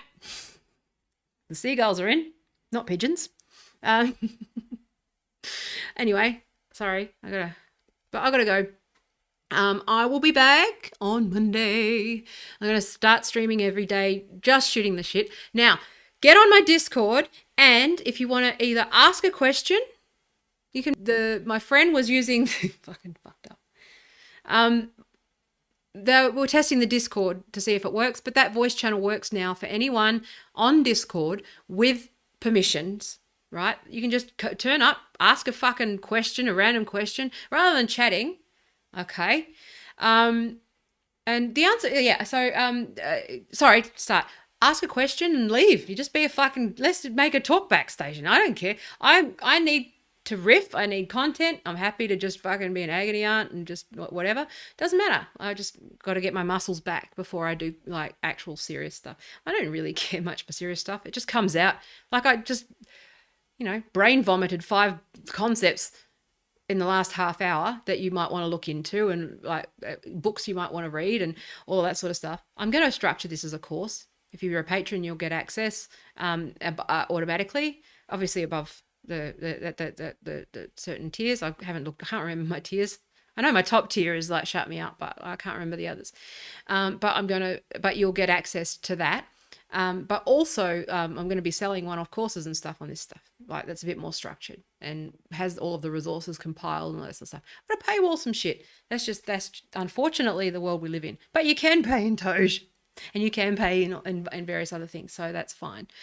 But anyway, so that was me finishing my thought. You can jump on my Discord. It's tealou.xyz. I need to change this fucking scroller thingy, but I will. I just, again, time and effort, and the more that I can sort of have some passive income and donations and that sort of stuff, the more that I am supported, which I don't expect. I will always make sure that, my stuff is available. It's always just nice if you support me. But things that have value, obviously, I'll charge for. But if you're really fucking hurting for finances and you want access, I'm not gonna stop you, right? I'm gonna give you access. So just ask. Okay, don't be afraid to ask me. I'm a good person. It just stops the fuckwits. But it's what was I gonna say? Taylor.xyz is the Discord. The invite should work. Otherwise, just ping me wherever and ask for a link, ask for an invite. And then you can either earn the right. So obviously the voice channel is not a free for all, because we all know what would happen there. That would be fun. It'd be fun to have a couple of free for alls where I'm just in that mode. But if I'm actually trying to do something like communicate something, then I won't do that, because it's just not fun for people. But it will be, you're either manually vetted by me or a patron. Becoming a patron is the easiest way to get access, but it's not guaranteed either. Still a rule. Don't be a fuckwit. But you can ask me questions and stuff, but I don't really want people just heckling and stuff. But yeah, if you want the opportunity, it's there. So Connie said, I think ideology is just conclusions you reach based on data. So I think Marxism is an ideology, even though I agree with it. Yeah, but for me, I think ideology, see, I just come from it from a pure, ideology just is a paradigm of a worldview, right? And unfortunately, the world is, again, just studying psychology, right? Every term, there's everything that you learn, there's a different perspective that challenges that. And we're always learning. And the only real thing is that we've got to, I just don't like closed minds. And ideology is a worldview. And unfortunately, ideology is used to form tribes, first of all. And I don't want to be part of tribes. And again, ideology is different from ideas. Ideology is a worldview, a lived thing. You can't live, ironically, being a small business owner or freelancer is probably the easiest way to live as a Marxist, and because you are a small community trading goods and services, and you own your own labor and you consent to that transaction, right? But at the same time, if I was to live an ideology, that would close my mind, because it's my entire worldview. But your psychological health, if you make it your entire worldview, when something chips away at that worldview, that causes mental, that can be distressing. And I've gone through a few of those where even feminism as an ideology, okay, and then you go, oh, okay, well, this again, ideology is used as a weapon now. I wouldn't trust anything that demands you agree with 100% of everything. I will critique Marx on certain things as well. It's just that I think he was right about certain things, and I'll bang on about that, because I believe that I feel like I need to defend Marx's legacy and name. My biggest frustration is well, have you even read the fucking thing? Do you know what it means? Have you engaged with it beyond fucking James Lindsay summarizing it, or Wikipedia, or all of those things that are the American government's version, the fish of what you get the Marxist Leninist perspective, not the fucking actual read it for yourself and come to your own conclusions, because there's a lot of Marxist analysis out there that's libertarian in nature, and it's more focused. It's not about big government, and it's not even about violent revolution. I would argue that GameStop and Wall Street Bets fits under Marxism if you do a Marxist analysis, because there's reformist Marxists who believe that reform is the best way to achieve, fair and equal. It's not equality. It's not It's not hegemony, and like Americans see it as hegemony, ironically, because they're the most hegemonic fucks on the planet. It's not like, it's not groupthink. It's not, but I'm talking about like equality in terms of rights and true choice. Again, choice architecture, it helps to provide, when Marxism, Americans have created this sort of false dichotomy between like Marxism and capitalism, and it wasn't even what he meant. It was a critique of capitalism, and he just sort of, it's just frustrating. Okay. Again, it's about context. So ideology, see, again, it's what you think ideology is versus what it actually is and is defined as, and ideology largely depending on your school, right? And there's lots of different definitions. Just defining ideology is a fucking specialty. Okay, it's fucking people. Honestly, I'm starting to think maybe we could use growing our own food and vegetables for a while, so people fucking just realize some of these arguments are pointless. But like I see ideology as a worldview, and it's limiting, and I'm always willing to change my mind. Okay.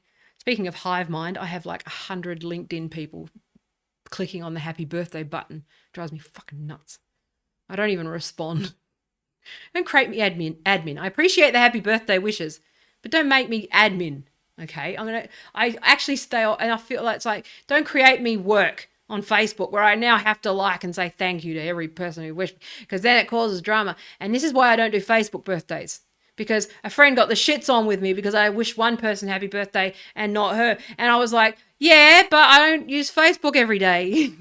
I forgot. And it didn't come up and I didn't realize. And I use it. Sorry. Fucking hell. Sorry. Facebook creates division. Stay off it. Use it as a tool, not as a fucking, like,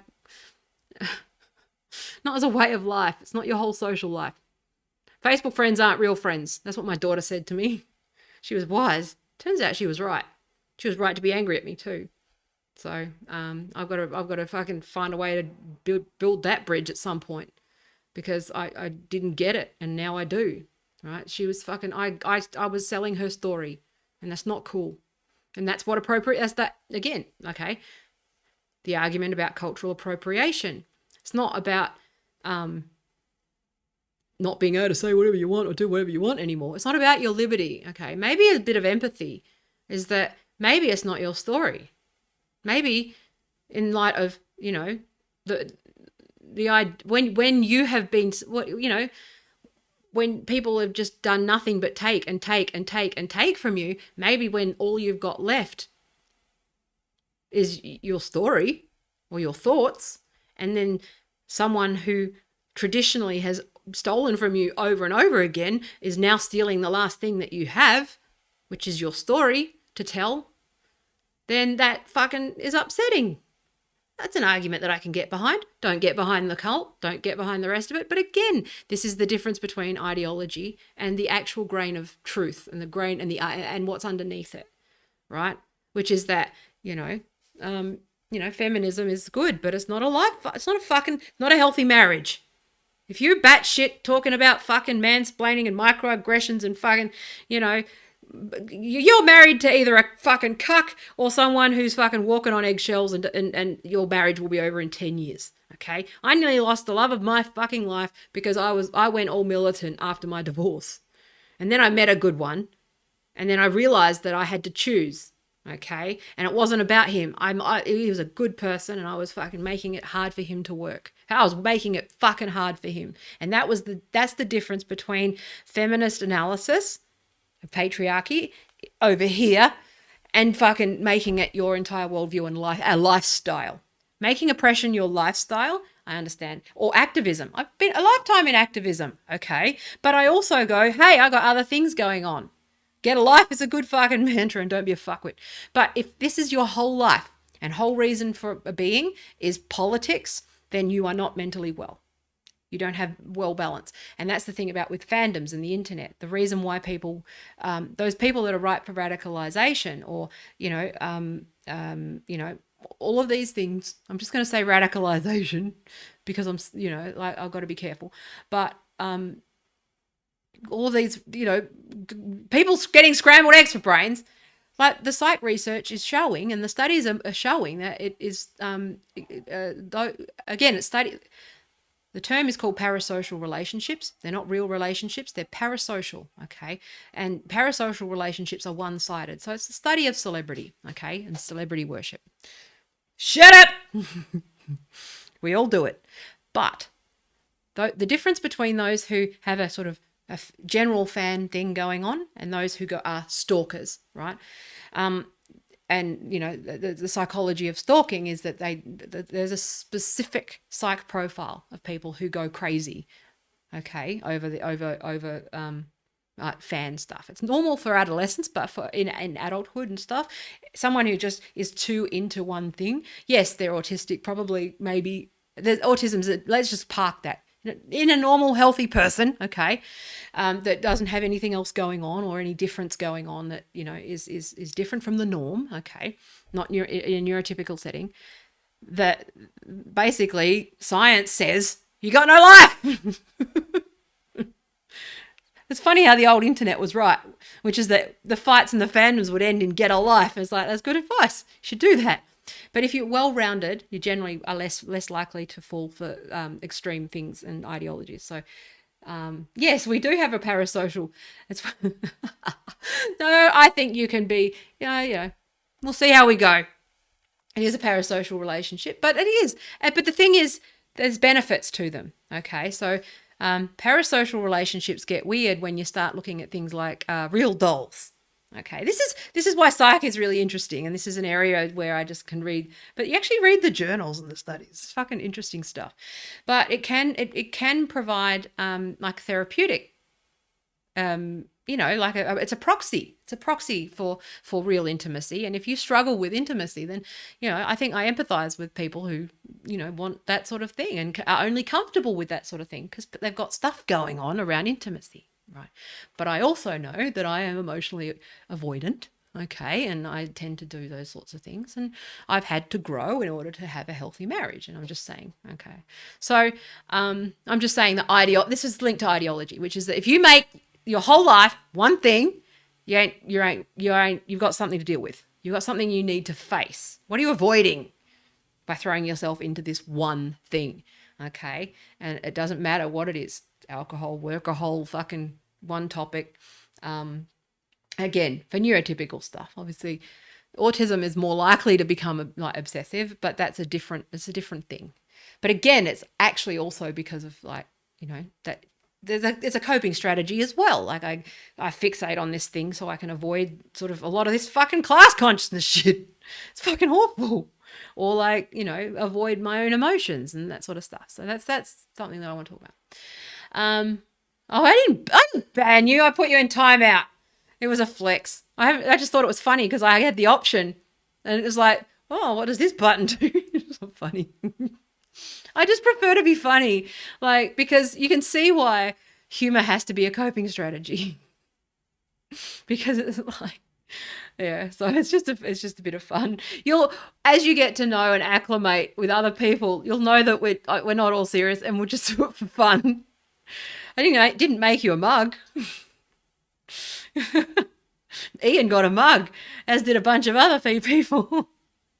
Oh, it's all good. But no, you're welcome. As long as you're not a fuckwit, and being a fuckwit, we're cool. But I'm also just going to assert myself because it's just like whatever. Anyway, so I'm going to go. It's my birthday. I've spent all fucking day on here. That's all right. But the crazy shit's buried. I think it's a good thing. I think that's another thing, is that all of my shit is hidden in fucking waffling streams and shit. It's like bait and switch. I think if I actually was making clips or doing anything, I'd be more of a problem. I'm like, how is this not going to be taken out of context? Let's get this on the front page of The Guardian, shall we? I killed a bat.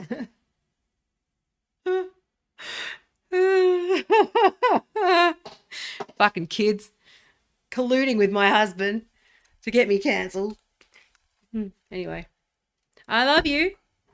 Thank you for your precious life seconds. I'm going to spend the weekend hopefully getting my shit together with streams and stuff. And then hopefully I won't have any more tech dramas. Just had a few, like, again, shifting computers. So there's a lot of stuff. You just fucking, it's just that thing where you forget because you always have years of stuff. And when I bought a new Mac last time, I just cloned with Time Machine. So it's been years and I forget. It's like, oh, I got to install fonts. I forgot I got to install the fucking fonts again and all the fonts and then, you know, all the different alternative browsers and then Creative and then Photoshop and then all that stuff. But I will see you on Monday. Thank you for your precious 5 seconds. Go to my Discord. If you want to support me, yada, yada, yada, tayasmith.com.au. Follow me on Twitter. And I'm going to talk next week a bit more about like individual platforms like BitClout and Clubhouse and where I think things might be going. You know, I think what we're seeing is sort of this sort of fork in the road where there's a decision for people to make. I mean, Russell Brand's talking about stuff and they keep him there. So, you know, but they might just, I consider myself low-hanging fruit. So if I get banned, right, that's going to be a sign that you should probably fucking anonymize fast.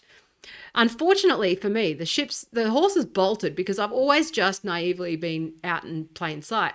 So I can't just suddenly go anonymous because that's even worse, right? So it looks sus now.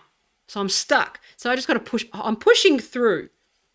And I'm just going to act normal, push through, pretend that I just don't see this stuff and just smile and nod and just, you know, have some media literacy across the board and hope that you see it too and hope that I'm not crazy. One thing I've learned about this is that usually, because I'm usually 5-10 years ahead of everyone else in my industry, I'm crazy. Then I'm naughty and a problem, and then I'm usually right. And that's the pattern so far, seems to be. So it's interesting to see what I'll be right about next time. But, you know, 5 years from now, let's see if I was right and how we went. So that's why I love doing the live streams because it just shows a full fucking history and a journey there. So I hope it stays. I do keep backups. Anyway, I love you. Thank you for your precious 5 seconds. Have a great weekend, and I will see you maybe on Monday. If not, definitely see you next Tuesday.